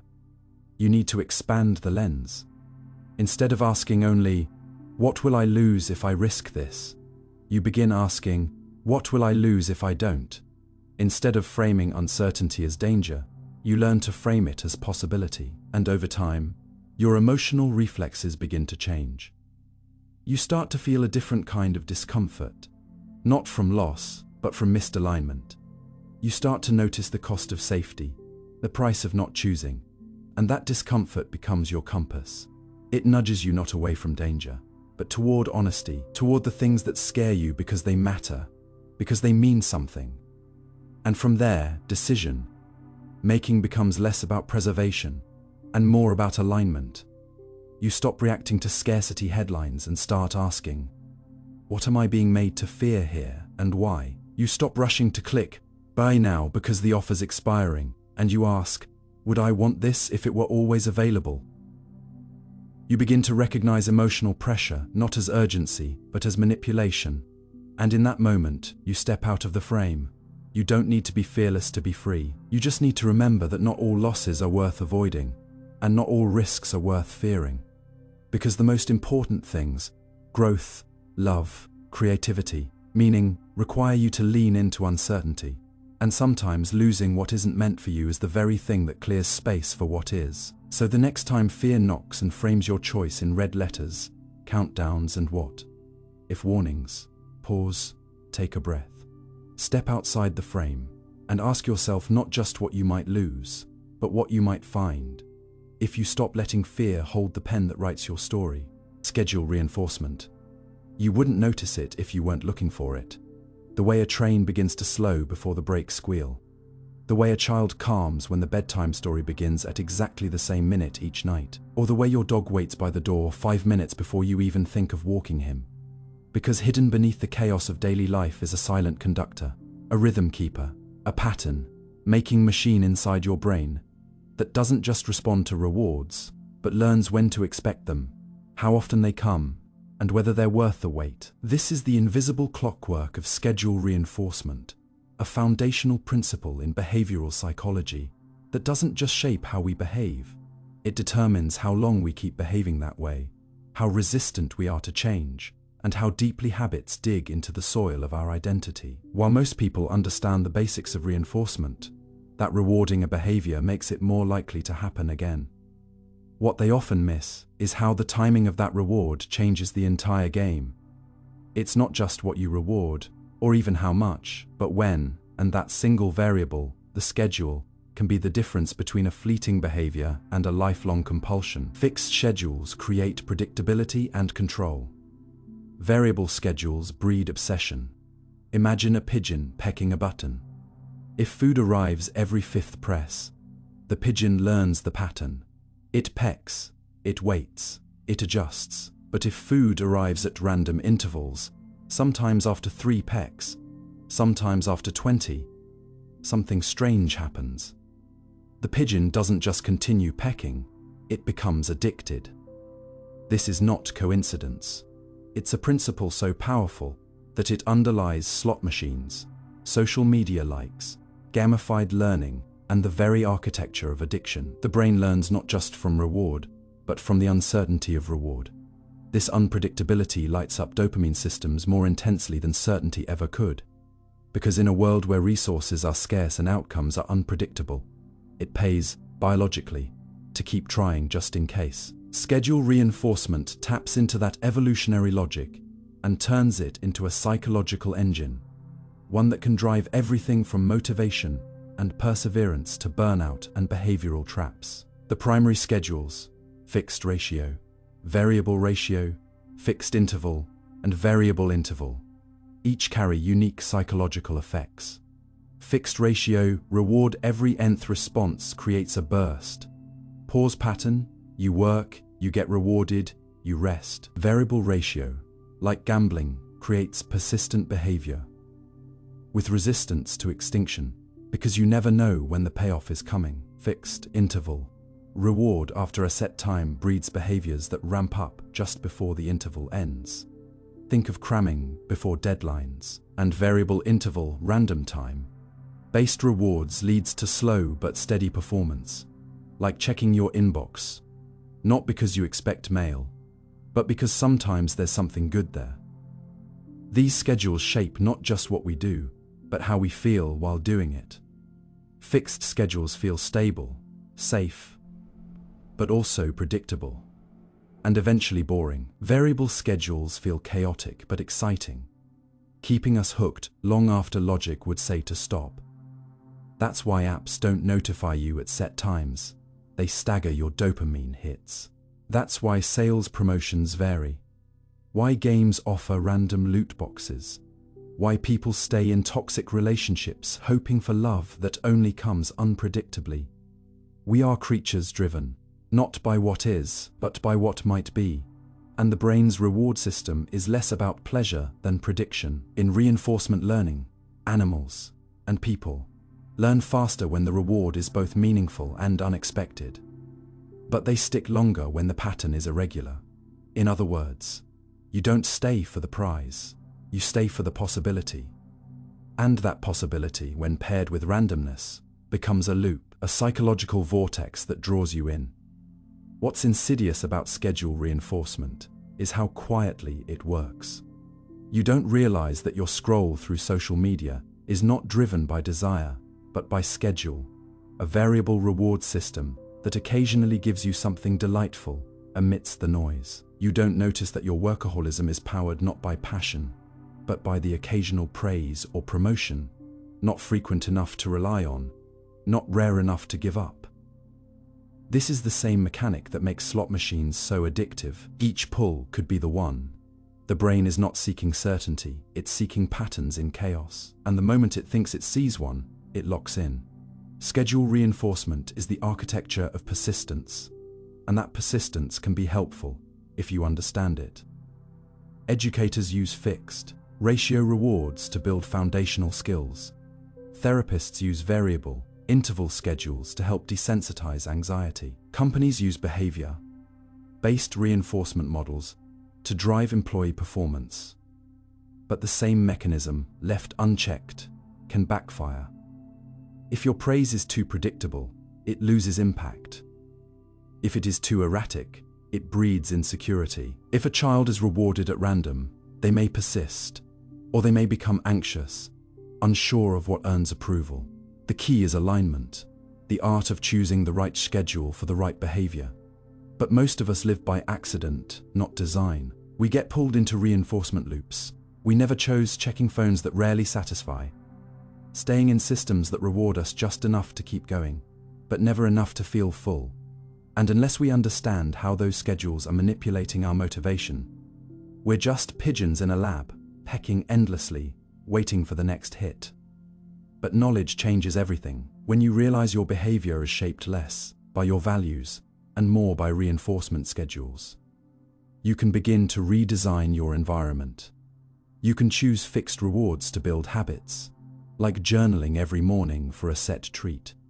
You can use variable intervals for maintenance, like giving yourself random surprise days off after consistent effort. You can apply variable ratio in creative domains, rewarding yourself not every time you write, but unpredictably, so that the process stays fresh. And perhaps most powerfully, you can step back from the schedules imposed on you, from workplaces that manipulate your urgency, from apps that drip, feed attention, from people who reward you only when they feel like it, and choose instead when and why you act. Schedule reinforcement doesn't just explain habit formation, it explains persistence, burnout, obsession, even love.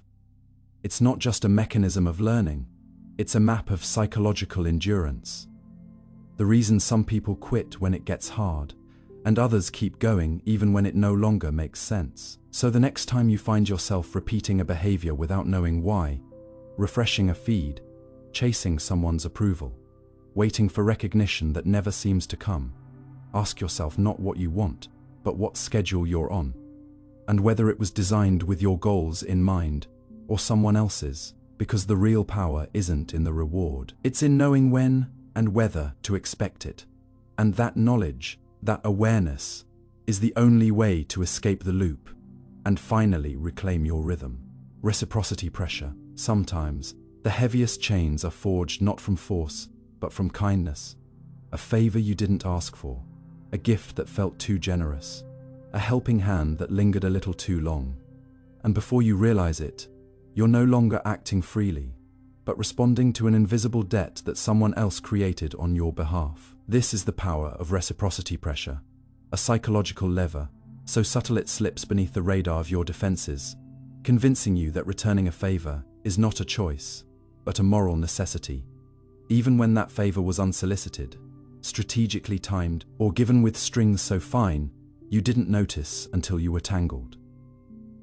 We like to think of reciprocity as noble, the glue of cooperation, the foundation of trust, and in many cases it is.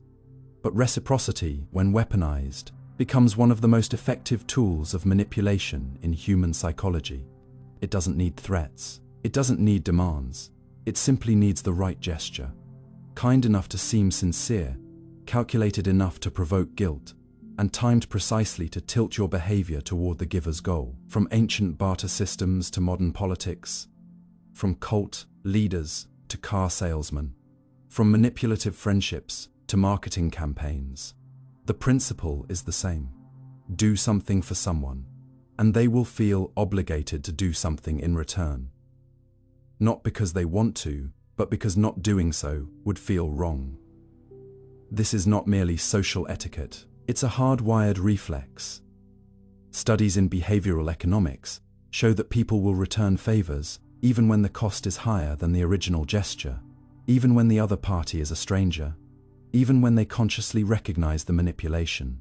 The pull is that strong. Why? Because deep within our evolutionary psyche lies the fear of being perceived as ungrateful and being excluded from the tribe. In ancestral environments, failing to return help might mean being cut off from communal support. A death sentence in a world where survival depended on interdependence. That primal wiring hasn't left us. So even today, in a world of digital favors and social transactions, your mind still flinches at the idea of imbalance. If someone gives you a holiday gift you didn't expect, you rush to reciprocate. If a coworker buys you coffee without warning, you feel you owe them one. If a stranger offers assistance and then asks for a donation, you hesitate to say no, not because you agree, but because rejecting them now feels like a betrayal. Reciprocity pressure exploits this moral reflex by creating artificial imbalance. It's a psychological trapdoor, and those who understand it, advertisers, cults, political campaigns, manipulative partners, use it to make you say yes when your instincts scream no. Consider the classic free sample strategy in retail. The chocolate truffle offered in a boutique isn't just generosity, it's a setup. After tasting it, you feel compelled to buy.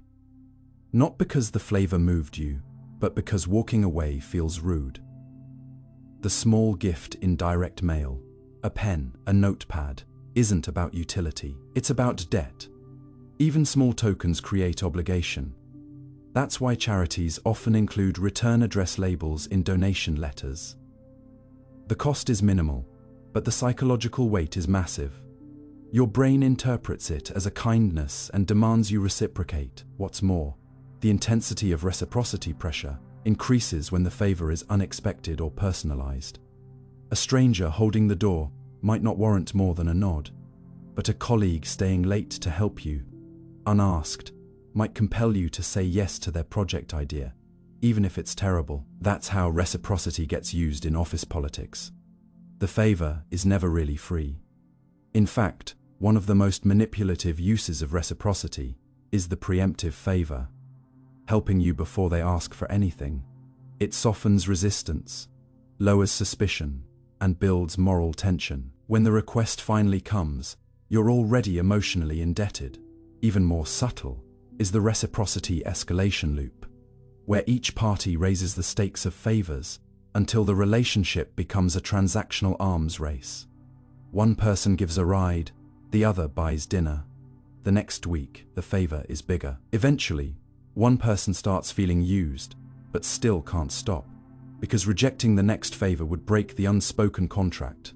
This phenomenon shows up in dating, in family dynamics, in toxic friendships, especially when one party keeps giving without asking for anything, and then suddenly cashes in all the moral credit they've accrued. And if you resist, they play the guilt card. After everything I've done for you. This is reciprocity pressure weaponized. It's important to understand that this doesn't make all acts of kindness manipulative. Reciprocity is foundational to human bonding, but the key difference is intent. Healthy reciprocity comes from empathy. Toxic reciprocity is engineered for leverage. The latter thrives in power imbalances, especially where the giver controls the narrative of generosity. Think of abusive relationships, where the abuser showers their partner with gifts or affection, only to use those acts as currency to control or isolate them later. The initial kindness builds a psychological debt, one that the victim is expected to pay, often at great emotional cost. Similarly, cult leaders often begin with extraordinary kindness, food, shelter, attention, then escalate their demands. Once followers are emotionally hooked. The kindness was never unconditional, it was bait, and once taken, the trap closes. One of the reasons reciprocity pressure is so effective is because it bypasses rational thought. You don't consciously calculate the value of what you received. You feel it in your gut. That's why people often agree to unreasonable requests after a small favor. In a classic study, researchers had experimenters ask participants to buy raffle tickets. When the experimenter first gave the participant a Coke, the likelihood of purchasing tickets skyrocketed, even though the value of the Coke was negligible. The gift wasn't even requested, but the act of receiving triggered an automatic need to repay. And that instinct is universal. It transcends culture, age, even species. Primates groom one another, not just out of affection, but as a form of reciprocal exchange. If you groom me, I'll support you in conflict. This is the biological root of reciprocity, a survival strategy that modern humans carry into every social interaction, often unconsciously.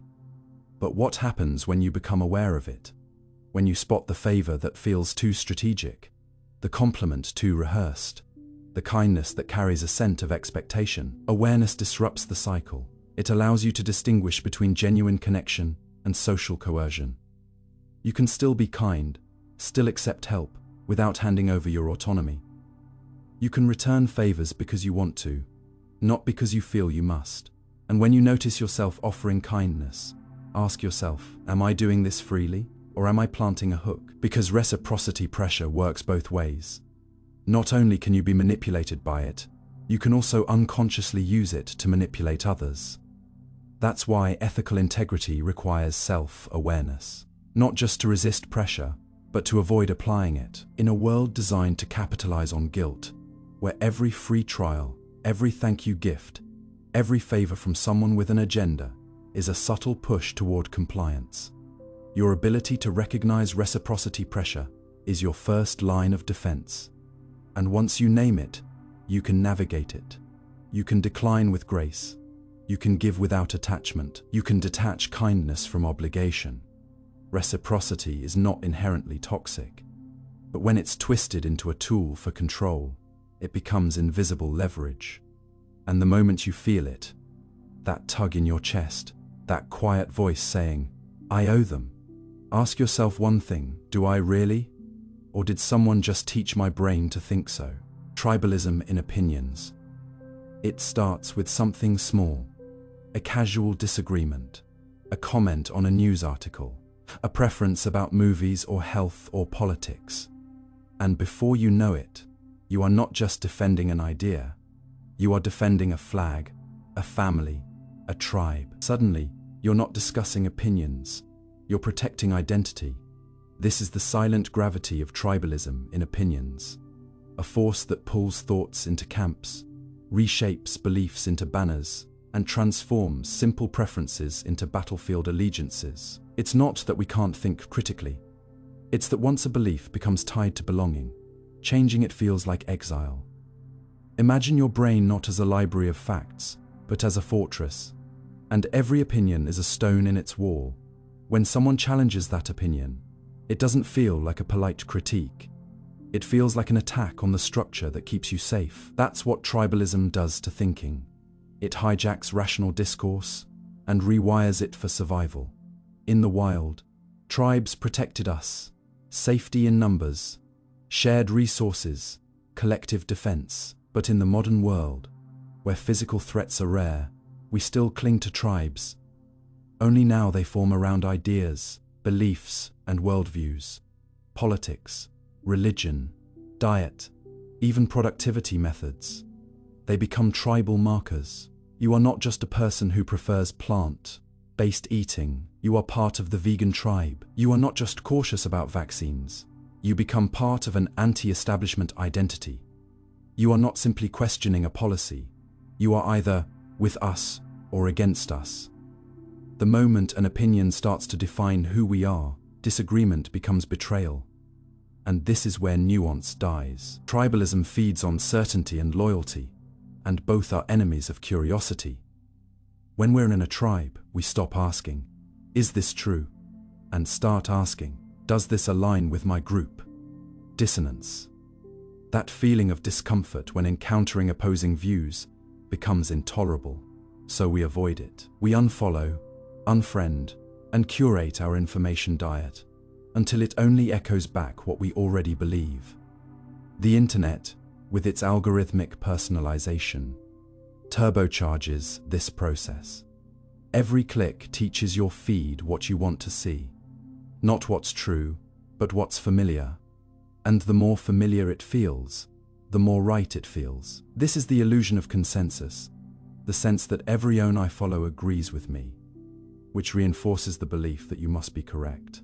But in reality, you're just swimming in a filtered pool. Tribalism turns disagreement into identity crisis. If you're a climate activist and someone raises questions about data methodology, you might not hear, "Let's investigate." You hear, "You're denying the crisis." If you're a free speech advocate and someone supports content moderation, you may not hear, "Let's explore balance." You hear, "You're for censorship." This binary thinking, black or white, ally or enemy, simplifies complex issues into loyalty tests. And the result is a world where changing your mind isn't just rare, it's taboo. Admitting you were wrong feels like defecting, so people double down, they rationalize, they pick data to confirm their stance. They reject evidence not based on merit, but based on the source. If it comes from the other side, it must be false. This is called motivated reasoning, and it is the engine of tribal belief. Even when shown contradictory facts, people often cling more tightly to their position. Why? Because beliefs aren't just cognitive, they're social. To change your mind publicly risks isolation. And humans, wired for belonging, will often choose to stay wrong rather than be alone. Tribalism isn't limited to politics or hot-button issues. It seeps into science, education, parenting, fitness, productivity, spirituality. Take the endless debates over parenting styles, co-sleeping versus crib, screen time limits, discipline methods. These aren't just discussions about child development. They're moral battlegrounds. People defend their approach as if admitting flaws would undermine their entire identity as a parent. Or look at productivity philosophies. One group swears by hustle culture, another preaches slow living. Challenge either is to risk being seen as lazy or unambitious. In each case, opinions become badges. And when opinions become badges, they become blinders. What makes tribalism especially dangerous is how invisible it feels. Most people don't realize they're thinking tribally. They believe they're simply right, and that anyone who disagrees must be misinformed, malicious, or morally broken. This mindset kills dialogue. It replaces debate with outrage, inquiry with accusation, and it spreads fast. Social media algorithms prioritize engagement, and nothing drives engagement like conflict. Outrage gets clicks, so the most extreme voices rise to the top. Moderate views get drowned, and before long, the online world feels like a war zone. Every tweet, every post, every comment is a test of loyalty. Nuance is not welcome. Not everything is black and white becomes a radical statement, the saddest part. Tribalism offers comfort. It gives us certainty in uncertain times. It gives us community when we feel alone. It gives us clarity when the world feels too complex. And those are real needs. But the cost is high, the death of independent thought, the erosion of intellectual humility, the loss of bridge building. So what's the alternative? It begins with noticing. When you feel yourself reacting emotionally to a challenge, ask, am I defending an idea or defending my tribe? When you dismiss a source without reading it, ask, is it the content I object to or the group it represents? When you find yourself agreeing too quickly with your side, pause and ask, have I examined the other side fairly? Intellectual integrity means being willing to stand alone, even when it's uncomfortable. It means being curious more than correct. It means valuing truth over allegiance. And that's hard because it risks rejection. But the reward is freedom. The freedom to evolve. The freedom to be more than a mouthpiece for a collective identity. The freedom to grow, not just stay loyal. This doesn't mean abandoning your communities or values. It means not letting them think for you. It means asking, always, is this what I believe? or what I've been told to believe, because tribalism offers identity, but at the price of autonomy. And in a world that desperately needs bridge builders, nuance seekers, and open minds, your willingness to question your own side might be the most radical act of all. Mirror neuron mimicry.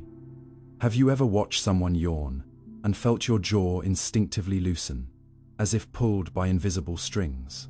Or noticed that when your friend scratches their arm, yours suddenly itches too? These aren't coincidences or quirks of empathy. They're echoes from deep within your brain, reflections cast not in glass but in neurons. At the center of this phenomenon lies a remarkable, almost ghost-like system known as the mirror neuron network, and its role in human mimicry is so fundamental, so quietly powerful, that it may well be the foundation of all social connection, emotional resonance, and even cultural learning. Unlike other systems in the brain that fire only when you act, mirror neurons fire both when you perform an action and when you observe that same action in someone else. In other words, your brain doesn't just see, it rehearses, it simulates, it mirrors. And this silent mirroring doesn't stay confined to physical gestures. It extends to emotions, intentions, even pain. When someone grimaces in pain, your mirror neurons fire as if you were hurt. When someone laughs, your mirror system lights up as if you were in on the joke. It's as if your brain has a built-in empathy engine, one that doesn't rely on logic or language, only shared experience. But this system does more than make us emotionally attuned. It creates behavioral resonance. In the presence of others, our postures sync, our speech rhythms align, our facial expressions echo each other like ripples in the same pond. This is mirror neuron mimicry, a deep automatic form of imitation that underlies everything from social bonding to learning to manipulation. And it starts young, infants before they can speak. Mirror the facial expressions of adults. They stick out their tongues when we do. They smile back. Their developing brains are already running silent simulations of what they see. That's not conscious learning. It's neurally embedded rehearsal. Mirror neurons allow us to learn not through instruction, but through embodied observation. A child doesn't need to be told how to wave. They see it, and their mirror system begins the motor simulation. This mechanism is how dancers learn choreography by watching, how athletes improve technique by visualizing, how actors inhabit characters, and how humans as a species pass down culture, not just through words, but through presence. But this elegant system, like all powerful tools, has a dual edge. Because we don't just mirror the good, we mirror everything. If you spend time around angry people, your nervous system begins to adopt the same stress posture, the same narrowed tone. If you are around anxious coworkers, your breath subconsciously quickens. Mirror neurons don't discriminate between healthy and toxic, they just reflect. In a world of constant exposure, especially online, this becomes dangerous. Watching aggressive behavior repeatedly, even in fiction, can prime similar circuits in your own brain, not necessarily to act violently, but to normalize reactivity. Similarly, exposure to emotionally flat communication, like endless scrolling through perfectly curated images, may blunt real-life empathy. We begin to mirror the appearance of connection without the feeling of it. And this matters deeply, because mirror neuron mimicry is not just social glue, it is the template for identity formation. We become the people we're surrounded by neuron. This explains why social change spreads not only through arguments, but through visibility. Seeing someone like you do something different, love openly, grieve publicly, speak up, triggers a neural rehearsal. If they can do it, your mirror neurons whisper, "So can I." This silent transmission bypasses debate. It doesn't need to persuade, it just demonstrates. That's the true power of modeling behavior, not telling, but showing. And yet, there's a shadow side, manipulation. Charismatic leaders, marketers, influencers, all exploit mirror systems to craft influence. A well-timed smile, a shared posture, synchronized vocal tones. These aren't just charm tactics. They're neurological hacks. Studies show that we trust people more when they subtly mimic our body language. We feel closer, more understood.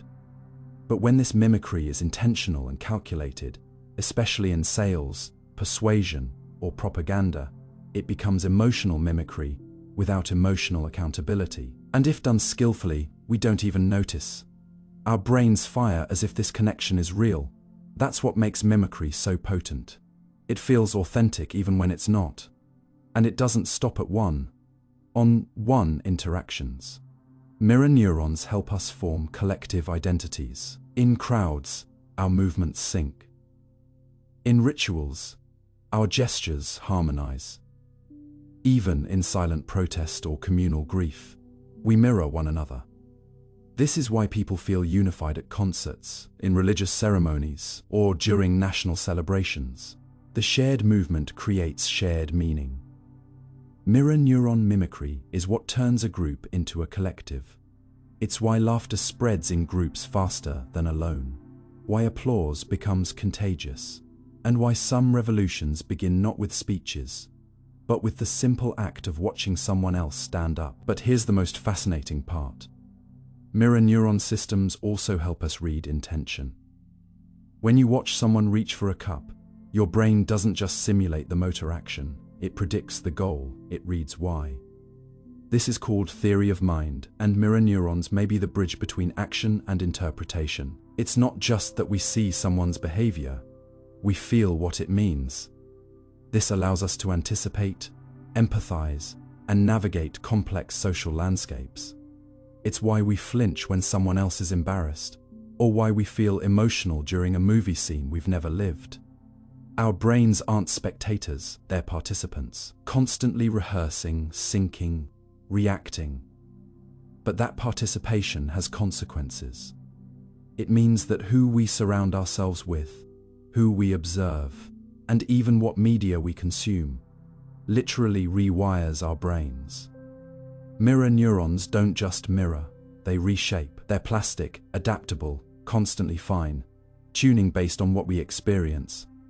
This has profound implications for education, therapy, parenting, leadership, and recovery. In therapy, for instance, a calm, attuned presence helps regulate dysregulated clients, not through words, but through silent neural resonance. In education, students mimic not just content, but tone, curiosity, frustration. In leadership, the demeanor of the leader ripples down through entire organizations. Emotional contagion spreads not just because we care, but because our brains can't help but simulate. This is also why healing often requires new environments. You can't unlearn chaos while surrounded by chaos. You need new models, new rhythms, new emotional mirrors, and that begins with awareness. When you realize that your mind is constantly syncing with others, you gain the power to choose your inputs. Who do you watch? Who do you let into your nervous system? Because watching is never passive. Observation is participation. And mimicry is not weakness. It's the foundation of connection. But without mindfulness, it can also become the blueprint of entrapment. In the end, mirror neuron mimicry is not just a neurological curiosity. It is the silent architect of identity. You are, in many ways, a mosaic of reflections, not a single self, but a constellation of mirrored fragments, rehearsed reactions, and internalized gestures. To know yourself is to ask whose movements live inside me, whose emotions echo through my own, whose fears, joys, and rhythms have I adopted not by choice, but by exposure. And with that question, you begin the journey from unconscious imitation to conscious embodiment. You start to move not just in response, but with intention. You begin to choose which mirrors to honor, and which ones to quietly step away from. Social identity bias. You don't usually notice the colors you wear until someone else wears a different one. And then, suddenly, your own color feels like armor, like identity, like proof of something more than taste. This is how social identity bias begins, not as a loud declaration of who you are, but as a quiet contrast to who you are not. Like paint gradually thickening on a canvas, It accumulates over time through the groups you belong to, the categories you are sorted into, the labels you absorb, and the lines you draw between us and them. Social identity isn't just about ethnicity, nationality, or religion. It's about sports teams, universities, political parties, fandoms, fashion subcultures, dietary tribes, and even smartphone brands.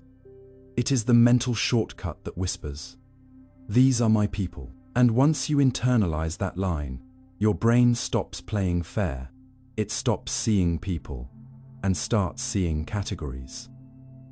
The moment a belief, a face, or a behavior is linked to a group you don't identify with, your mind evaluates it differently. Research in social psychology confirms this bias again and again. We judge in-group members as more trustworthy, intelligent, and moral, even with no objective basis.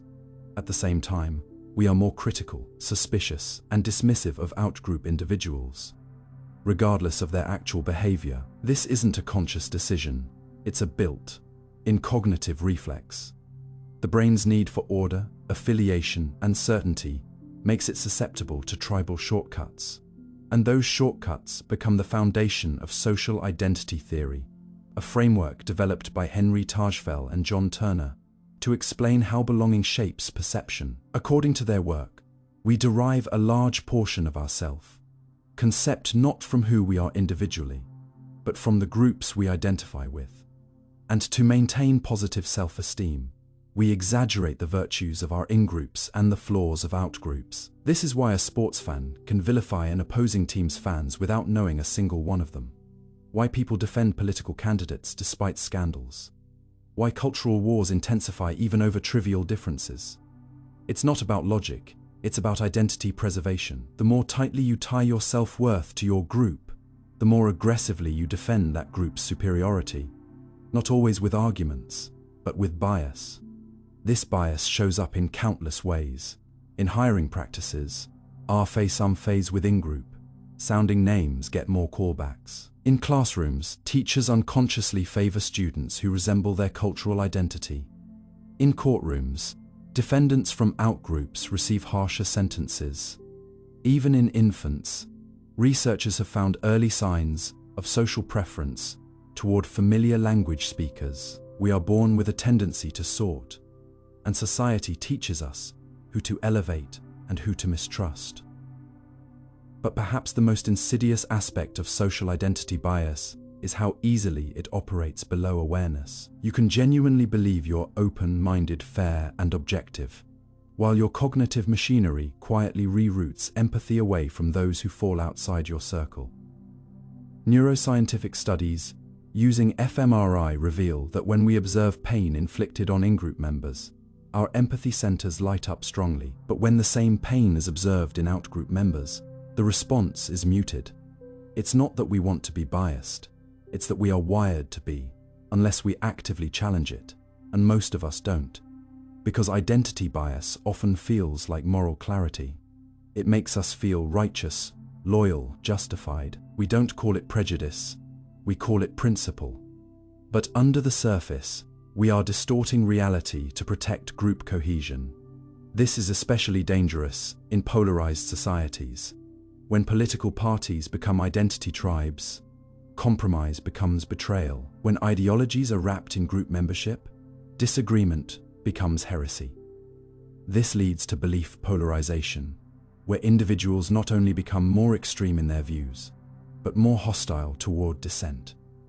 Even neutral facts are interpreted differently, depending on which group presents them. Two people can watch the same footage, hear the same words, and draw opposite conclusions. Not because the information changed, but because the source activated different identity lenses. This is called motivated reasoning, and social identity bias fuels it. Your brain processes information not to seek truth, but to protect belonging. If accepting a fact threatens your group alignment, you are more likely to reject the fact or reinterpret it in a way that preserves group loyalty. This happens in everything from climate science denial to anti-vaccine beliefs, from culture war flashpoints to financial ideologies. The facts matter less than who is presenting them. This is why debates across tribal lines so often fail.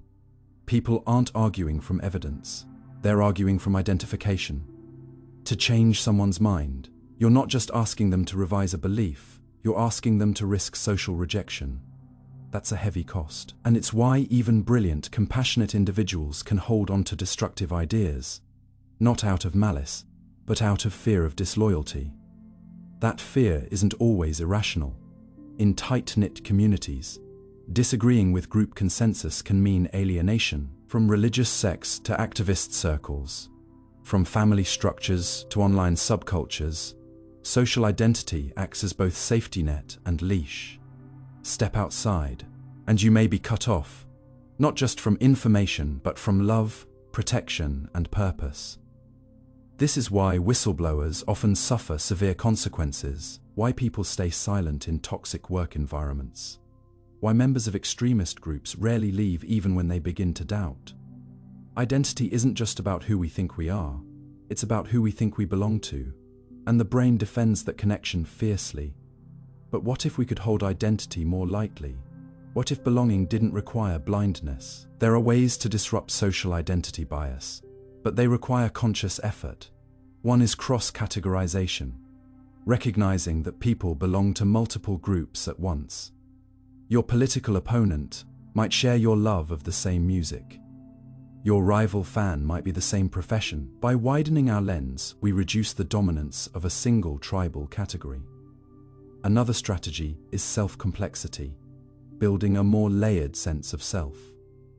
If your identity includes artist, parent, traveler, reader, volunteer, then no single group defines you. This reduces fragility when group beliefs are challenged. It creates room for nuance, room for growth, and most importantly, room for others. Empathy doesn't mean abandoning identity. It means understanding that identity is a lens, not a mirror. What you see in others is often shaped by what you've been taught to fear or admire. But you can change the script. You can practice perspective taking, not just asking, "What do I believe?" but "What would I believe if I were born into their story?" Social identity bias thrives on distance and division. It weakens when we build bridges, when we listen without needing to agree, when we allow others to belong without matching us. It's not easy. The pull of tribe is strong, but so is the pull of truth, if you let it speak. And in that space between belonging and becoming, between loyalty and liberation, you'll find your mind again. Not in the loud chants of us versus them, but in the quiet realization that most of us are far more complex than our categories, and far more connected than our biases want us to believe. Stereotype threat. Sometimes the weight that slows you down isn't on your back. It's in the air around you, invisible but heavy, like walking through water while everyone else runs on land, and you don't know why you feel slower, only that you do. You doubt yourself. You second guess your every step. You start watching yourself from the outside, not as a participant in life, but as a performer under scrutiny. This isn't anxiety. This is stereotype threat, a silent psychological tension that arises not from what you believe about yourself, but from what you fear others believe about people like you. It is the pressure of a gaze, the weight of a reputation you didn't choose, the performance tax imposed by a world that already expects you to fail. And in fearing that failure, you unwittingly inch closer to it. What makes stereotype threat so insidious is its subtlety. It doesn't require open discrimination or hostile environments. It only needs one thing: awareness. Awareness that you belong to a group that is stereotyped to perform poorly in a given domain. That's it. That awareness alone is enough to trigger measurable declines in performance. Not because the stereotype is true, but because you know it exists. Claude Steele and Joshua Aronson first demonstrated this effect in a seminal 1995 study with African American college students. When participants were told that a standardized test was designed to measure intelligence, black students performed significantly worse than white students. But when the same test was presented as a non-diagnostic task, the performance gap disappeared.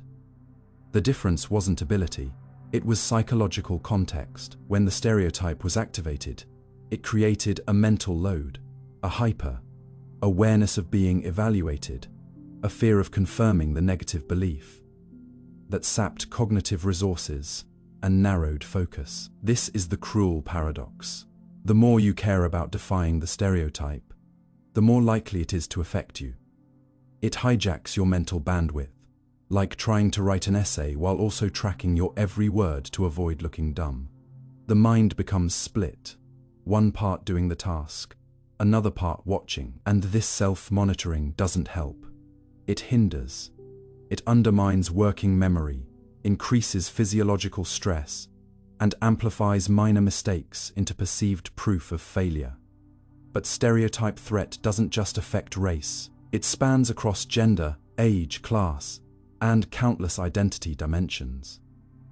Women reminded of gender stereotypes before math tests tend to underperform, relative to when no stereotype is mentioned. Older adults told that memory declines with age do worse on memory tasks. First, generation college students, when reminded of their background, show decreased confidence and academic performance. Even subtle cues, like asking someone to indicate their gender before a test, can be enough to activate stereotype threat. And what's more, this effect isn't limited to low performers or insecure individuals. In fact, it often hits the hardest among high achievers. Those who care the most, who want to excel, who feel the most pressure not to fulfill the stereotype. Because for them, failure isn't just personal, it's symbolic. It feels like failing their entire group. This added emotional burden is what researchers call identity threat. The fear that your performance will confirm a negative stereotype in the eyes of others. And that fear is deeply taxing. It raises cortisol levels, tightens muscles, shortens attention span. It doesn't just affect what you do, it affects how you feel while doing it. It transforms a routine task into a minefield of meaning. Every question, every pause, every slip-up becomes evidence, not just of your own ability, but of your group's worth. And this creates a feedback loop. Over time, repeated exposure to stereotype threat can erode confidence, reduce engagement, and lead to disidentification, where people detach their identity from the domain entirely. A girl who loves math might stop caring about it to protect herself from the anxiety it brings. A boy stereotyped for poor verbal skills might disengage from reading to avoid shame. This withdrawal isn't laziness, it's self-defense, and its consequences are profound. Stereotype threat helps explain persistent gaps in academic achievement, test scores, job performance, and leadership representation across social groups. Not because of innate differences, but because of situational pressure that compounds over time. And it doesn't require hostile intent. In fact, well-meaning environments can still trigger it. A classroom that emphasizes competition, a workplace that spotlights diversity hires, a mentor who offers extra help based on group membership. All of these can inadvertently signal that success is unexpected, that you are an exception, that you don't belong by default. These cues, subtle as they are, build into a mental architecture of doubt, and once installed, it's hard to tear down. But stereotype threat doesn't just live in marginalized minds. It lives in every mind that's aware of social expectations, even dominant. Group members can experience it. A white male athlete in a chess club, a straight man in a ballet class, a wealthy person in a working class environment. Anywhere you feel like a visible representative of a group stereotype, you become vulnerable to the threat of confirming it. And the damage isn't always visible. You might still succeed, but at a cost. Studies show that people under stereotype threat often expend more effort, feel more exhausted, and enjoy tasks less, even when they win. It's not just about whether you succeed, but what it takes to succeed. Imagine having to run every race with a backpack full of stones and never being allowed to put it down. That's what stereotype threat feels like. Invisible weight, always there, silently reshaping performance and perception. And unless we name it, we can't fix it. The first step to breaking stereotype threat is awareness, not just of its existence, but of its mechanics. Understanding that underperformance in certain contexts isn't about lack of ability, but about psychological load helps reframe the narrative. It redirects blame from the individual to the environment, and it opens the door to solutions. One proven intervention is reframing the task, reminding participants that the test is fair, unbiased, or a challenge rather than a diagnostic of ability. Another is affirmation exercises, where individuals write about personal values before a stressful task. This reinforces self-worth and buffers against identity threat. Additionally, role models matter. Seeing someone from your group succeed in a field you're stereotyped to fail in can dramatically reduce the threat. It sends a new message: success is possible, and you're not alone. Creating inclusive norms also helps. Environments that value growth, effort, and diversity, not just symbolically but structurally, reduce stereotype activation. Because when people feel they belong, the stereotype loses its grip. And this is key. The goal is not to ignore identity, but to de-weaponize it, to create spaces where identity is a source of pride, not pressure. A context where people can show up fully, not as ambassadors of a category, but as individuals. Ultimately, stereotype threat teaches us that perception is powerful, that expectations shape outcomes, that the stories we think others believe about us can become the scripts we unintentionally follow. But it also teaches us something else, something hopeful, that by changing those expectations, by rewriting the context, by shifting the spotlight from stereotype to strength, we can liberate performance from fear. We can create a culture where potential isn't limited by perception, and where the only thing anyone has to prove is what they're capable of when no one is waiting for them to fail. Behavioral spillover. Change rarely comes in straight lines. It moves like ink in water, spreading slowly from one corner to the next, bleeding into unexpected places, tinting everything it touches without fanfare or permission. And sometimes, what seems like a small ripple, a single decision, a single act, a single commitment, can trigger a cascade of other changes that appear unrelated, but are secretly connected through invisible currents of the mind. This quiet, chain reaction effect is the essence of behavioral spillover, a psychological phenomenon in which one behavior influences the likelihood of another, not through logic or habit alone, but through the shifting of self-perception, identity, and perceived consistency. In other words, you recycle one bottle today, and tomorrow you're biking to work. Not because you planned it, but because something deep inside you is rearranging its idea of who you are. At first glance, it might sound like coincidence or good momentum, but behavioral spillover is far more subtle and far more powerful than mere habit stacking. It operates on a psychological principle that what we do shapes what we believe about ourselves, and that belief quietly influences what we're willing to do next.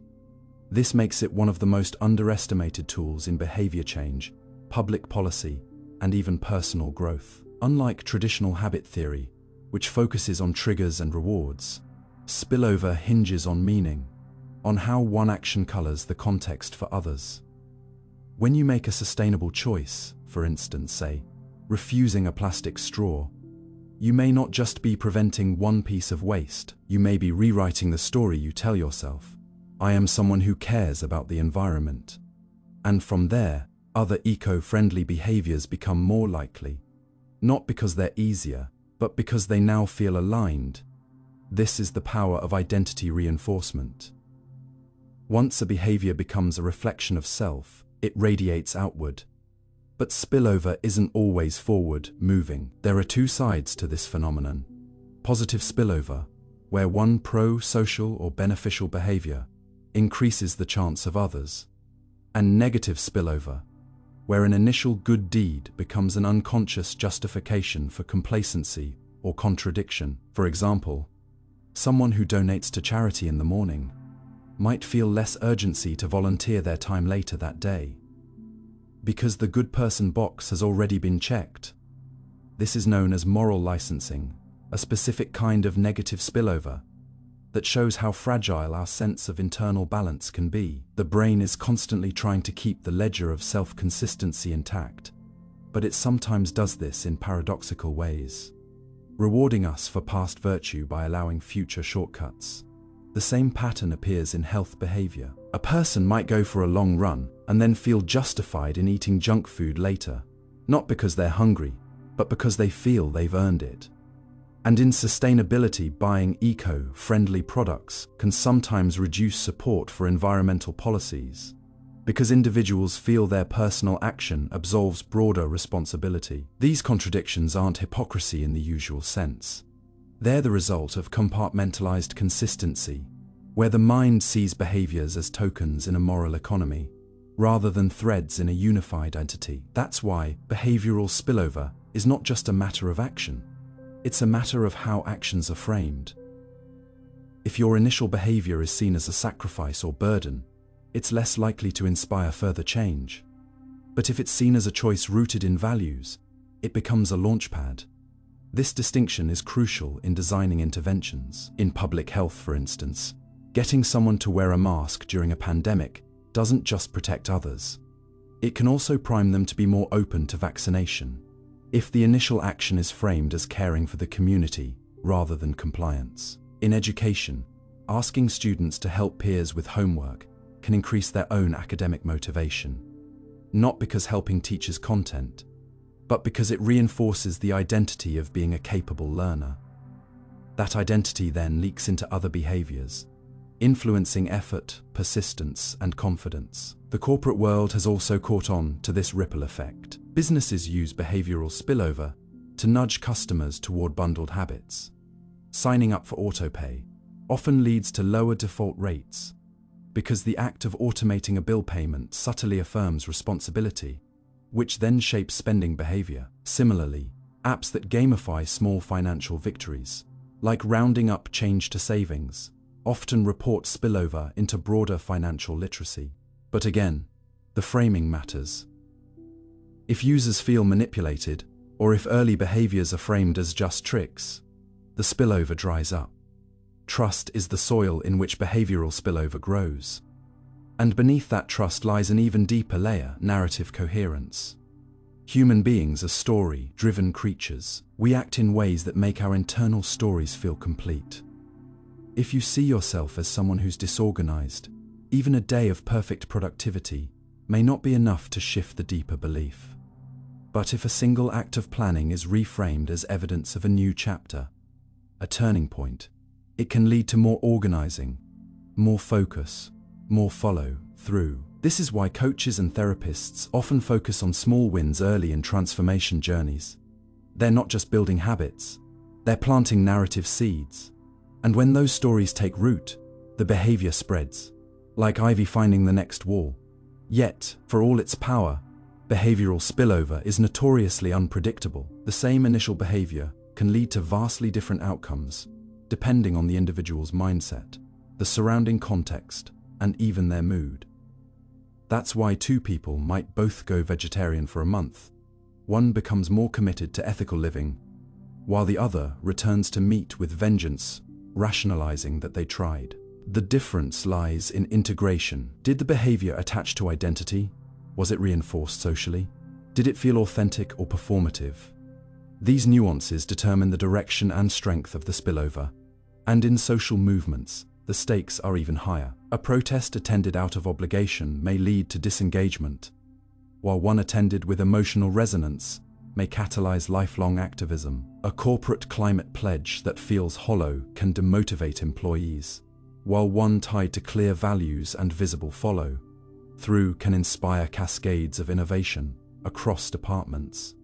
Spillover is the psychology of echoes, and like any echo, its clarity depends on the space around it. The more congruent the environment, the more potent the ripple. That's why structural alignment between policies, values, and daily practices is essential for sustaining momentum. When small actions are consistently reinforced by culture, peer behavior, and institutional feedback, they evolve into norms. And norms, once established, become their own form of spillover. People adapt not just because of personal identity, but because this is what people like us do. This social proof mechanism is why neighborhood recycling programs thrive when visible, why tipping behavior spreads when others see you tipping, why even subtle cues, like mirrors near honesty boxes, can increase ethical behavior. The presence of reflection, literal or symbolic, intensifies self-awareness and primes consistency. And the opposite is also true. When people observe others violating norms, littering, lying, cutting corners, those behaviors spill over too. Behavioral contagion is the darker cousin of behavioral spillover, and it reminds us that influence is amoral. What spreads is not always what's good, only what's visible and resonant. This is why leadership matters.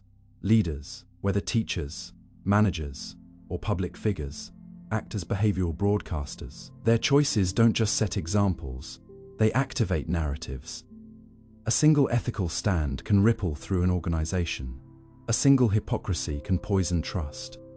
And when spillovers multiply, they shape culture. Culture, after all, is just the accumulation of countless echoed behaviors. In the end, behavioral spillover is less about what you do and more about who you believe you are becoming through what you do. Every action is a vote, not just for the world you want, but for the self you want to inhabit. And when enough of those votes line up, they unlock transformations you never predicted. A walk becomes a habit becomes a lifestyle becomes a movement. So the next time you make a small choice, turning off a light, skipping a straw, encouraging a friend, don't dismiss it as trivial. It might be the ink drop that stains the whole page, the beginning of a new self-narrative, quietly rippling outward, touching parts of your life you haven't even thought to change yet.